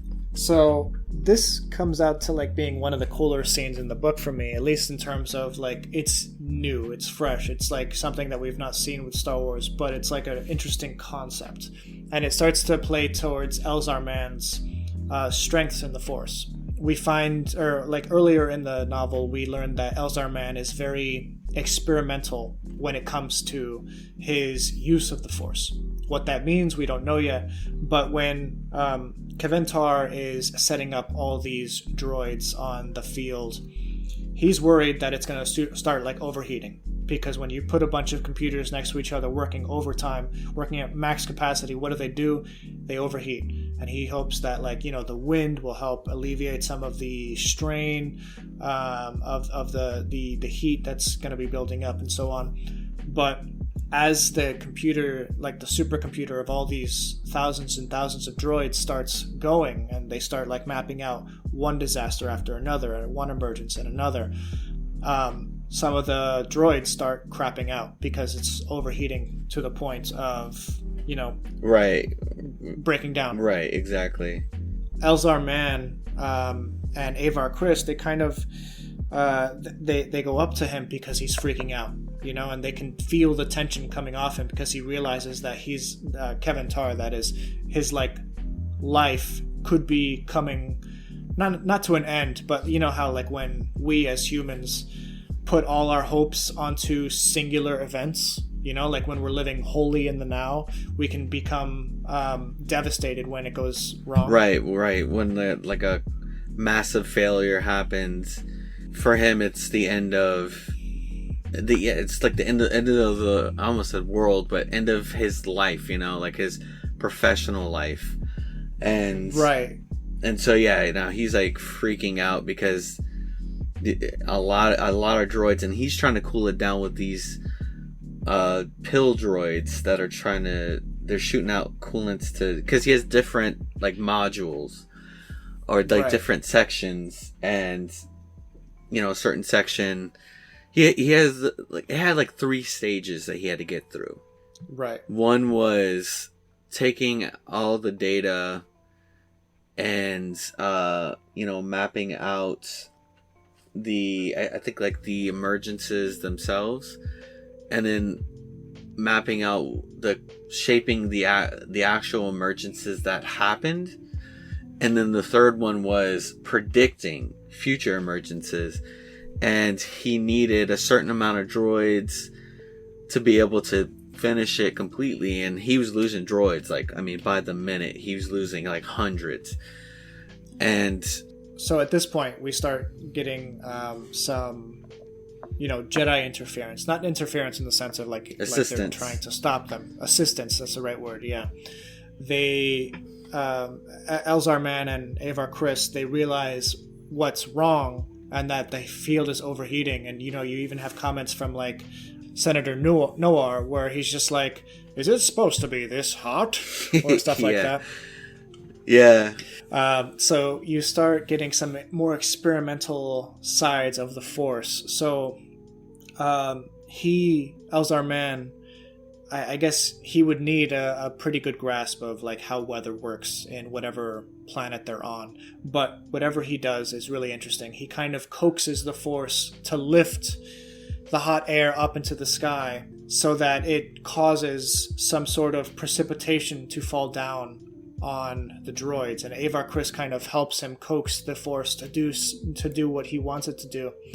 And it's not cause and effect, which is really cool. It's almost like he's coaxing it to do what he wants. He's pushing it in the right direction, but it doesn't mean it's gonna work. But because he does it in such a way, it actually does work, and it starts raining on all the droids and starts like cooling them off, which allows the droids to continue with their programming, continue with the program that they're trying to run, and that allows them to map out future emergences, which, you know, is huge. It's a huge boon for the Republic. Right.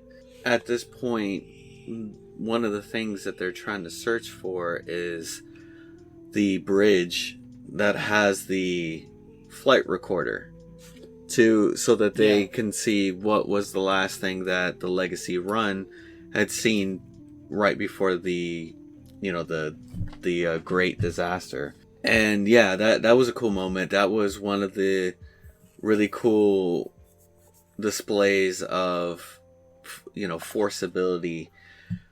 You know, it opens up the world, really, or the galaxy, and it opens up your mind. You're like, man, like, there really can be anything.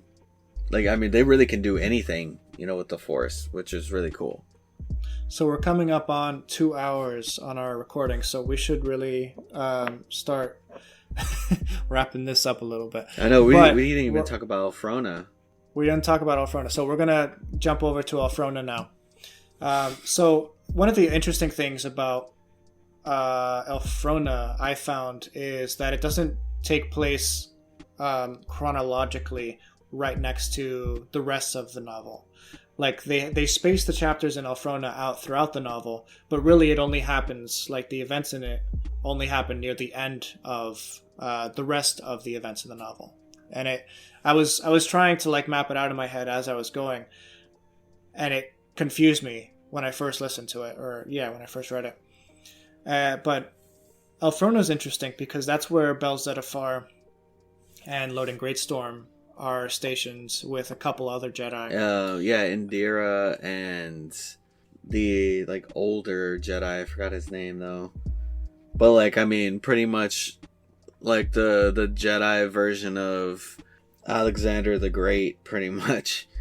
Like, I mean, this guy's got, it was the Blade of Bardota or something like that. Yeah, he's cool. Porter Engle's, like, one of, like, the coolest new Jedi, because he has some weird Force abilities that I don't even fully understand yet. But if I understand correctly, it's almost like he can interact with Force ghosts, but they're not really Force ghosts. It's like previous versions of himself in past lives that he can interact with. Am I going crazy, or is that what they said? He has, like, different versions of himself that, like, he doesn't want to, like, go back to. Right. The thing I like, that's what it is. The thing I like about Porter Engle is that he's the character that shows what happens to a Jedi after they retire from regular work. You know, he still wanted to participate, and so he took up, you know, being on the outpost on Alfrona as the cook. And this guy's a galaxy-renowned Jedi. I mean, they go so far to talk about, like, how fearsome he is and, like, how like, scary he would be to face off against in combat. And this guy's cooking. They show it. Yeah, they show it, and this guy's cooking 9-egg soup or something like that. What? Yeah. He was a fun character. Yeah, he was cool. Like, he was. There were some really cool scenes with him too. Like when the Nihil attacks the beast that he's riding. He freaks out, dude. He goes crazy, and he's just like, "You slaughtered a child of the Force," or something like that. Right. And, you know, he just wrecks house. So the reason why they face off against the Nihil, Let's jump into that. Loden, Bel, Indira, and Porter, is because the Nihil, they come to Alfrona to kidnap this family called the Blythe family. And what they wanted to do is, you know, kidnap them because I think the husband has rich family on Alderaan. Right. And so they were going to ransom off the family. And I really liked the audiobook because they really, like, made him sound Irish. Why did they do that? Because in the book they do explain that they have a very thick accent, but the audiobook reader, I think it's Mark Thompson. Yeah. He was just he decided they're gonna be Irish. They were very Irish. So yeah, like they have a homestead that's kind of out in the middle of nowhere, and they wanted to separate themselves from their family and kind of like make a name for themselves, you know, as their own like little family unit. And the Nihil wanted to take advantage of that and ransom off the family in Alderaan. And so the Jedi, they get a call from somebody that quote unquote intercepted the transmission that the Blythes had with the on-planet security force, and the on-planet security force just like killed the transmission because they were afraid of the Nihil. And so this person, you don't know who it is at that time, you know, says like, hey, these people need help. And so yeah, that's why they face off the Nihil. And yeah, man, Porter has some like crazy like moments. I mean, where he like takes these people off. That whole section of the book. There's some crazy moments. So, the Jedi, they go and investigate. They go to the Blythe homestead. They find that there was a recent struggle.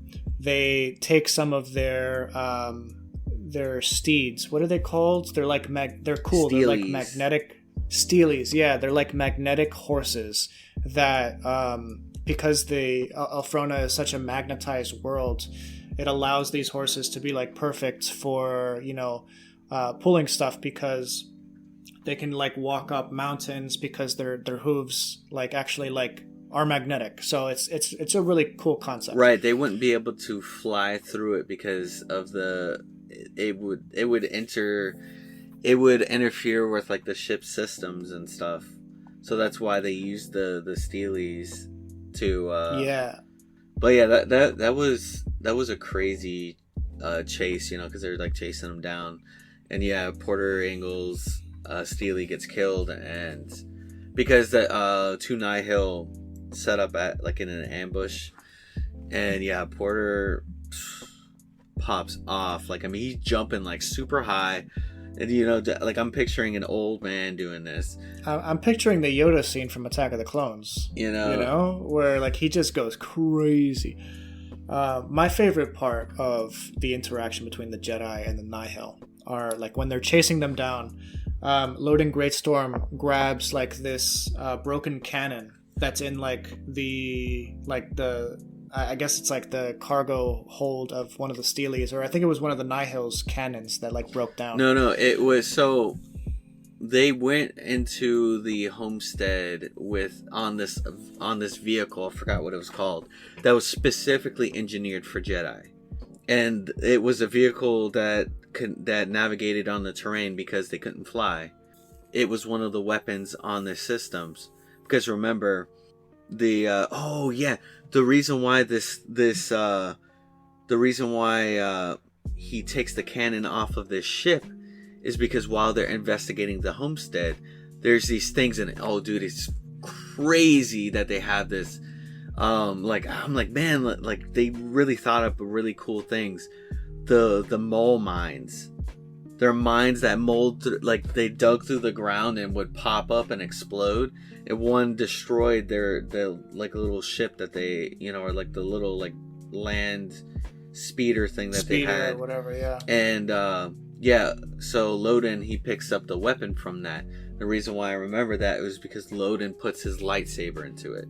Right, and that's one of the cooler scenes because he actually like opens up the kyber crystal to the cannon, and while they're chasing the Nihil, he like turns on the cannon basically, and it uses all the power of the kyber crystal and just makes like one. I think his lightsaber is golden, so it's like one golden like cannon burst of lightsaber. It's like a giant lightsaber, right? Dude, it's the coolest thing to like picture in your head. Yeah, it's cool that the weapon systems and all these Jedi craft, that whenever they put their lightsaber in, those weapon systems glow. the color of the kyber crystal. And yes, so Loden uses that cannon to blow up one of the Nihil ships. And then he ditches it because, one, he didn't know if it was going to explode on him, and two, the Nihil positioned themselves because they have the Blythe family, and they positioned themselves in a way to where he wouldn't be able to shoot without hitting them. The Blythes, there's 4 of them. There's a husband, wife, a daughter, and a son. They end up shooting the wife non-lethally and toss her out the cart. And so, just because they know that it will slow the Jedi down, they want to stop and save her. Exactly. And for the most part, it kind of does. Like, they do like slow down to kind of like administer, help, aid and stuff. And Porter Engle is kind of like, hey, I'll take her. Before that, Indira comes in with a vector, and she's controlling a second vector with the Force. Yeah, that was a cool scene. Cool. And so Loden and Bell, they go into the second vector, and they start chasing after this ship because the Nihil take the husband, wife, and daughter onto the ship. They, for the most part, Indira and Loden, they damage the engines of the ship, and to slow them down, and like they're like high in the atmosphere at this point. To slow them down, they toss out the daughter, the youngest one. Bell jumps out to save her. This was cool because he's been doubting himself the whole time throughout this book, because earlier in the book, Loden tosses Bell off of this cliff so that he can learn the art of slowing his fall down with the Force, and then he has Indira pretty much save him in that instant. But I mean, they're pretty high. He has nobody there to save him, and the way that it like talks about how he connected with the Force and that he was able to like slow down, and like he slowed down to like the speed of a leaf in the wind, and they got down safely. That was like this moment in the book was like really cool and like action packed, and it was well orchestrated because they had been touching upon the fact that Bell couldn't do that since he was first introduced in the Hetzal system.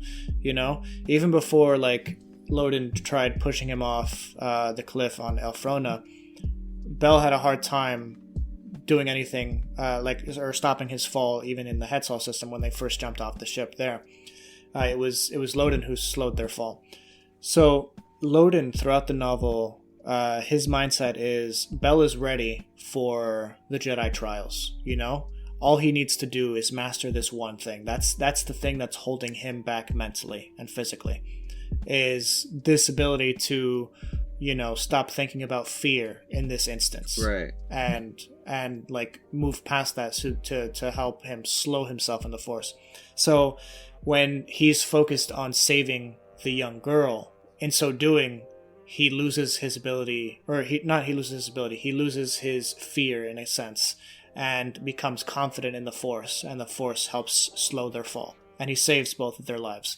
Right, and he knows that he's like, oh man, there's like no safeguard, because at first he was panicking, and he's like, oh, maybe Porter Engle's down there. Oh wait, no, never mind.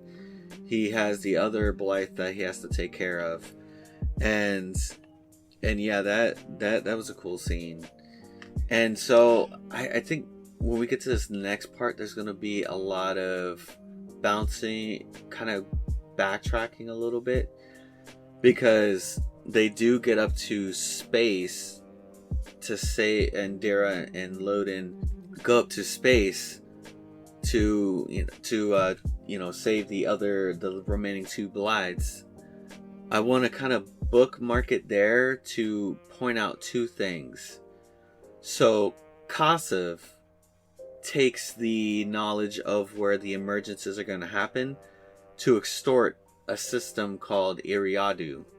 Big mistake. Yeah, it's like Kassav. Yeah, let's just say that him extorting Iriadu was almost like extorting Mandalore, because it was a warrior. It was a warrior system, like the planets. Yeah, were he like, clearly didn't do his research when he went to go extort money from these people to try and save their lives. Or he was willing to save their lives for a price. He was never going to work for free. Right.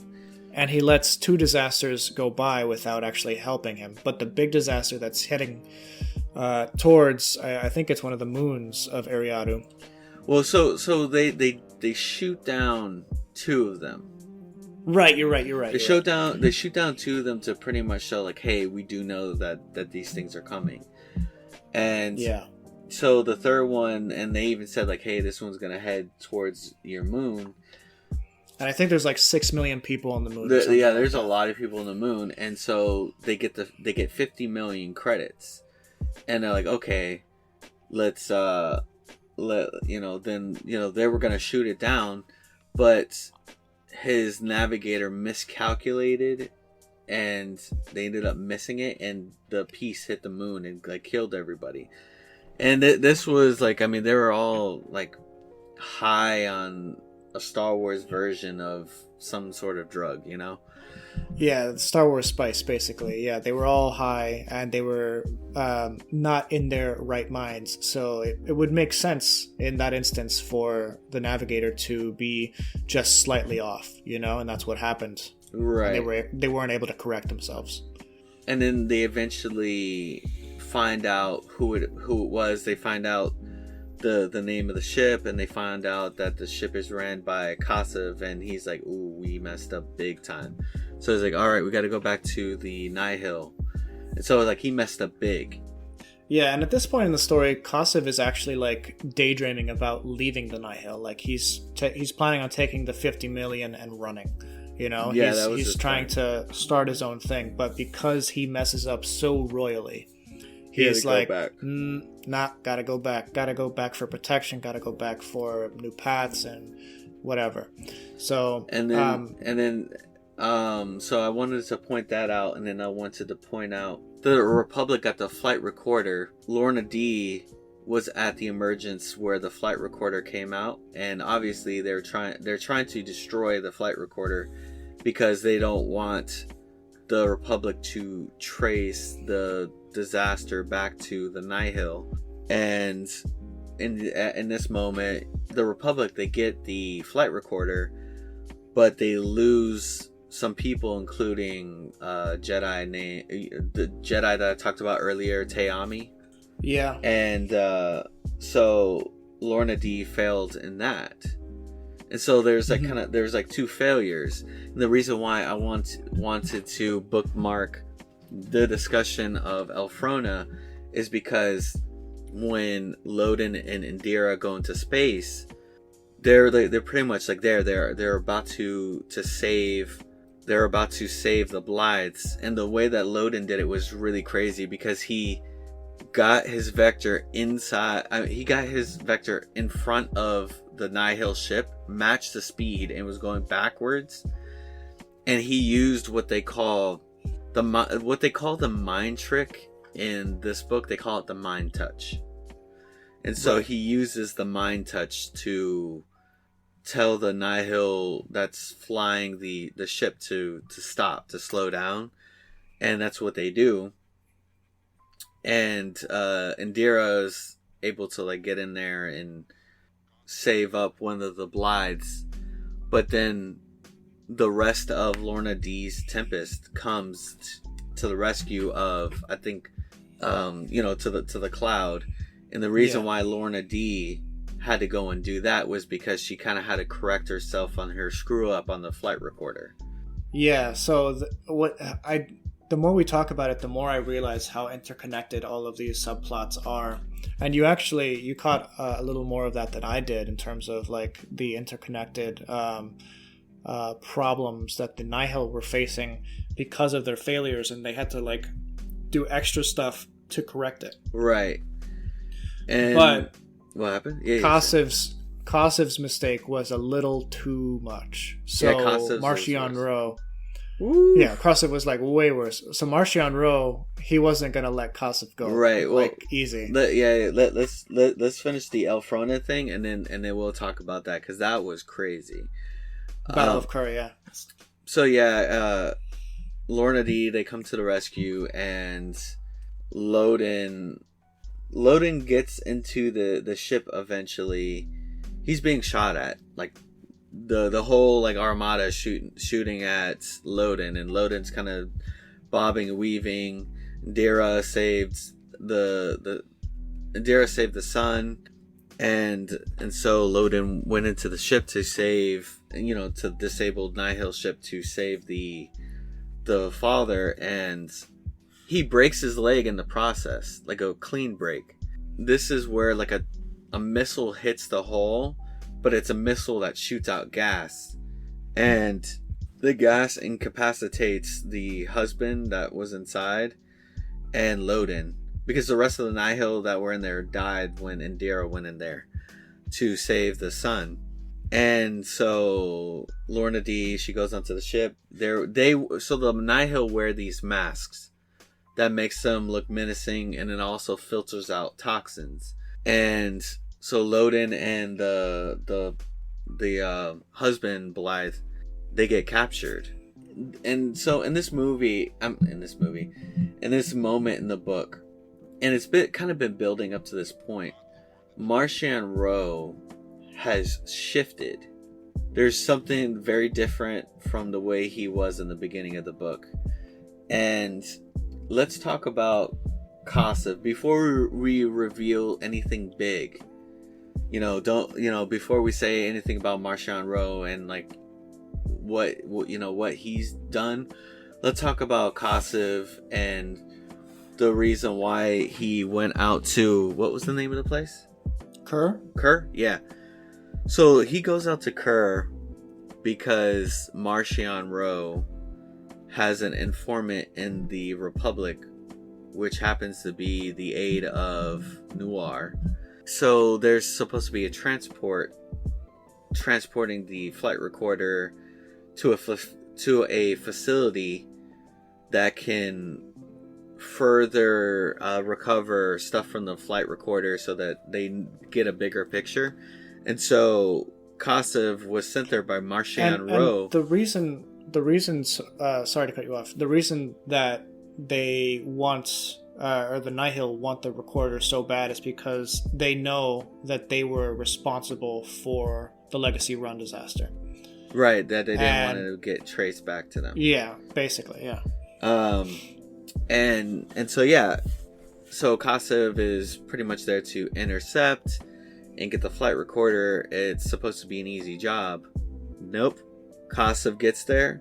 It's an entire Republic fleet, along with a Jedi ship, and the Jedi ship is like filled to the brim with vectors, which are like, they're starfighters back then.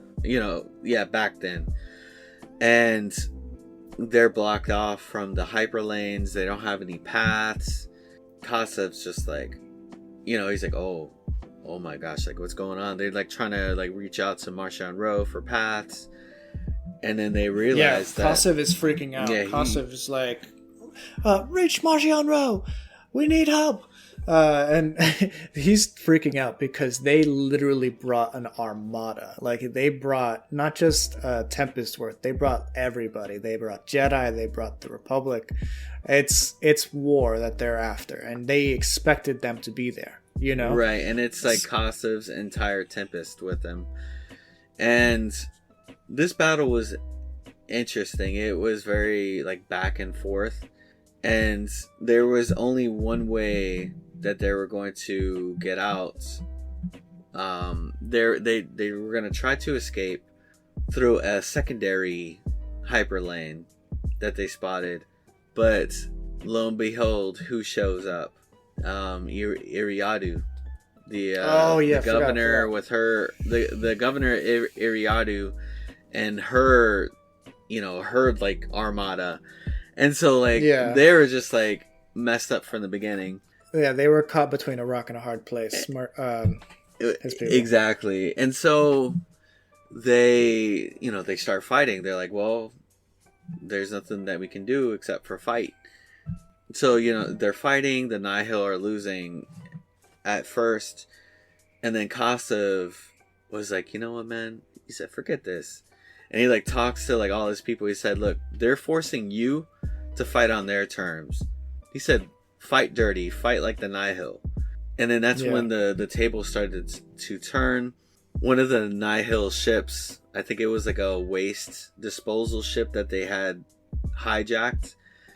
They released everything from this cargo bay or whatever. It ended up being this highly flammable liquid that blew up a whole bunch of Republic ships.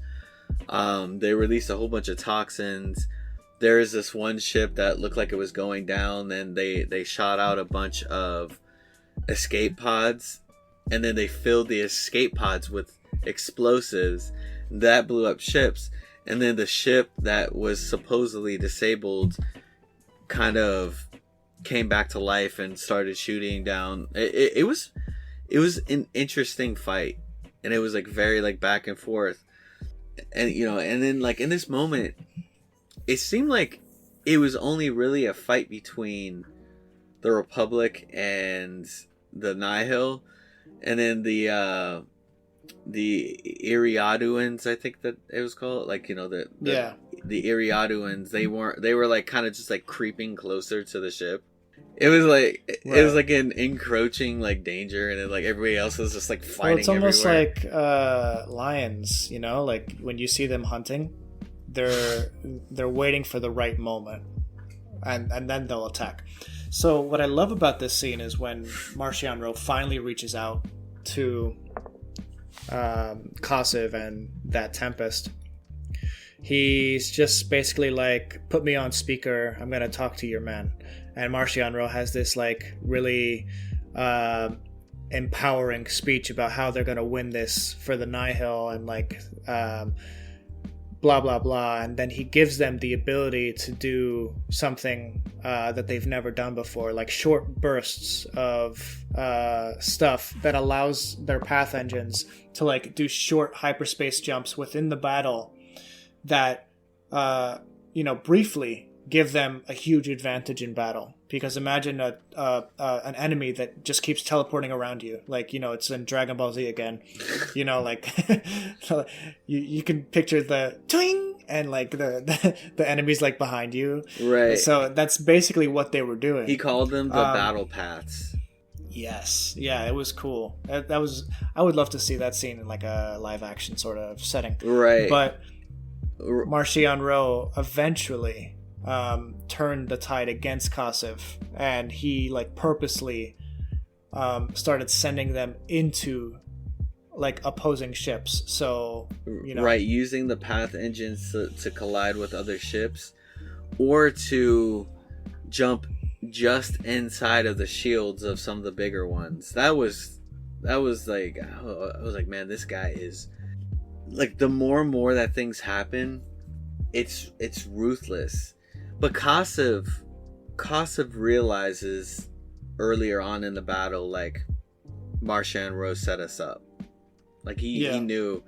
And even then, obviously Kosov's Tempest, they go down, and the governor of Iriadu was like, hey, we want this guy. We want Kosov. We want to take him down. And, what's the name of the Admiral? Kronara? Yeah. That he was like, be our guest. And he was, I remember Kosov was gonna try to, be like, hey, I have information, but they weren't having it, and Kosov got taken out by her. And so Kosov, with his Tempest down, the Nihil are down. They're down a third of their force. Lorna D has a moment with Marchion Ro, where she brought back the husband and Loden to Marchion Ro, in Martian Row, he has Loden's lightsaber, and he's being very like low key threatening.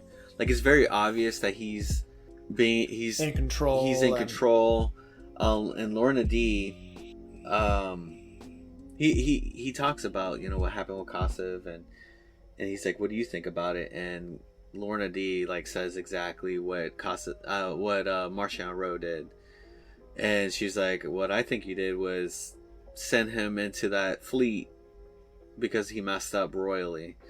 So he was like kind of surprised, and so they're like, oh well, and so she's like, oh well, what do you want this guy for? You know, the husband Blythe. And he's like, oh, I don't really care about this guy. And just slices the guy in half in front of Loden with his own lightsaber.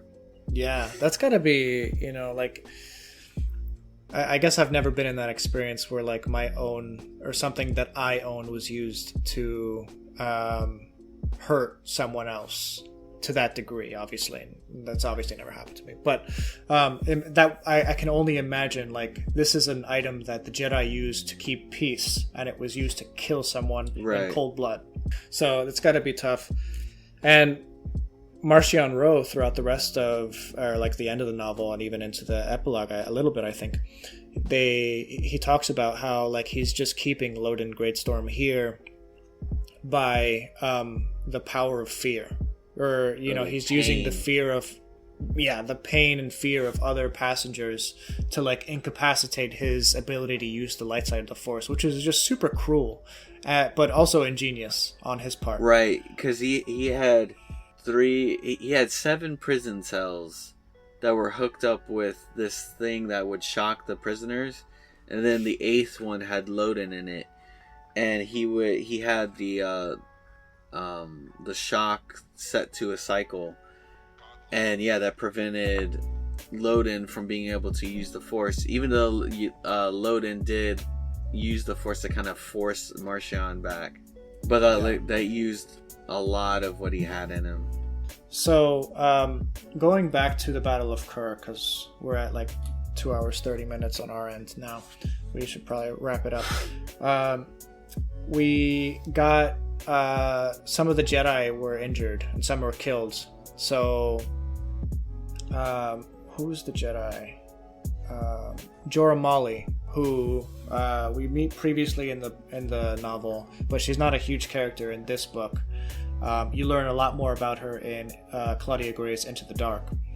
But Jorah Molly was set to be the Jedi leading the Starlight Beacon, right?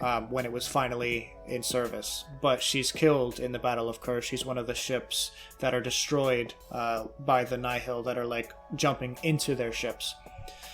So, and Skier is also affected, not only because he was very close to Jorah Molly, but physically, like, his arm was ripped off by one of the ships. But, you know, good thing he's a Trandoshan and they grow their limbs back. And we see a little bit of that at the end of the novel, I think.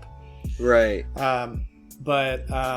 So at this point, the novel ends on a kind of a happy note. You know, they assume that the Jedi assume that the Nihil have been disposed of, or at least a big portion of the Nihil have been disposed of. So it's almost like at the end of The Phantom Menace, how they celebrate the war against the Separatists, even though the real war is only just getting like started, you know, before the Clone Wars and stuff. Right.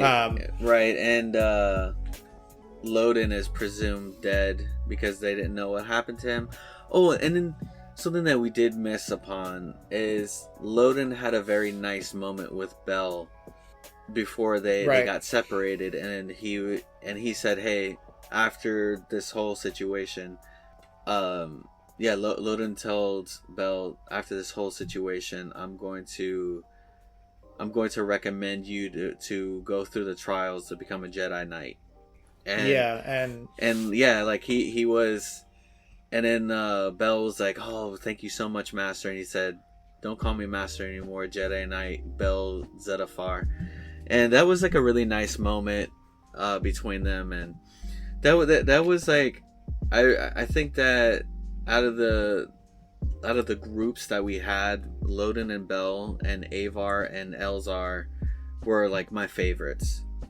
Yeah, they were definitely the Jedi that the book focused most on. You had smaller subsets that the book talked about, but when it came to groups of Jedi and like the main players in this particular book, it was those four Jedi. And like I was saying, the book kind of ends on a happy note. The Starlight dedication ceremony finally happens. The hyperspace lanes are reopened, and the galaxy, or at least the Outer Rim, seems to go back to normal. There are still emergencies happening in the galaxy, as later on in the comics they show that a little bit. There are later occurrences of emergencies that happen in future comics and stuff, but at this point the galaxy is kind of just celebrating the fact that they have a decisive victory against the Nihil, even though they don't realize in the background Marchion Ro is only like just beginning his plan, Right. Like he's only just started moving pieces on the chessboard. And that's what makes me so excited about the future of the High Republic, is like, what the heck does Marchion Ro have up his sleeve? Because he has big plans for the galaxy. Right. And yeah, by the end of this book, he's become he went from this supporting cast kind of character to the Nihil to being somebody who took over the Nihil.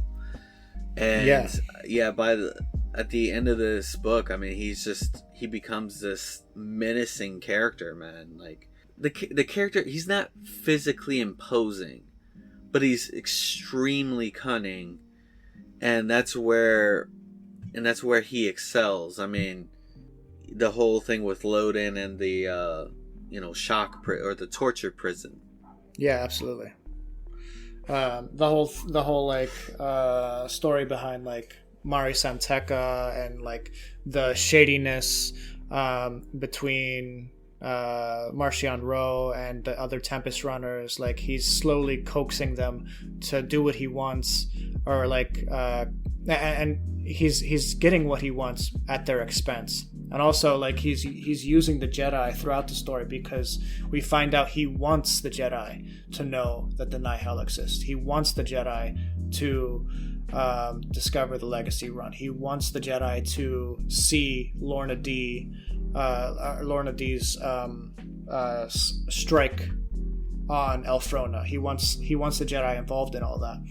So we don't really fully know why at this point, but it's exciting to like contemplate, and I'm excited for future books. Right, yeah. No, it was a good read. It was. If you are interested, the Claudia Gray book, we've talked about Claudia Gray in the past. She's one of the best Star Wars writers, period. But it's another YA book that she wrote, Into the Dark. It takes place concurrently to The Light of the Jedi. It tells the story of the apprentice to Jorah Mali, the woman, or the Jedi who died. Oh, does it talk about... So that must be the mission that he's on that they talk about in Light of the Jedi. Yes. Oh, okay, yeah. Yeah, because I remember, there's a moment where they're having that vote on what they want to do, the Jedi response to the Nihil. And she was talking about how she wished that her apprentice was there, but she wanted to give him a little bit more time left on Coruscant because her and him were going to go to the Starlight Beacon, which he ended up leaving Coruscant anyways because he's on some mission with 2 other Jedi.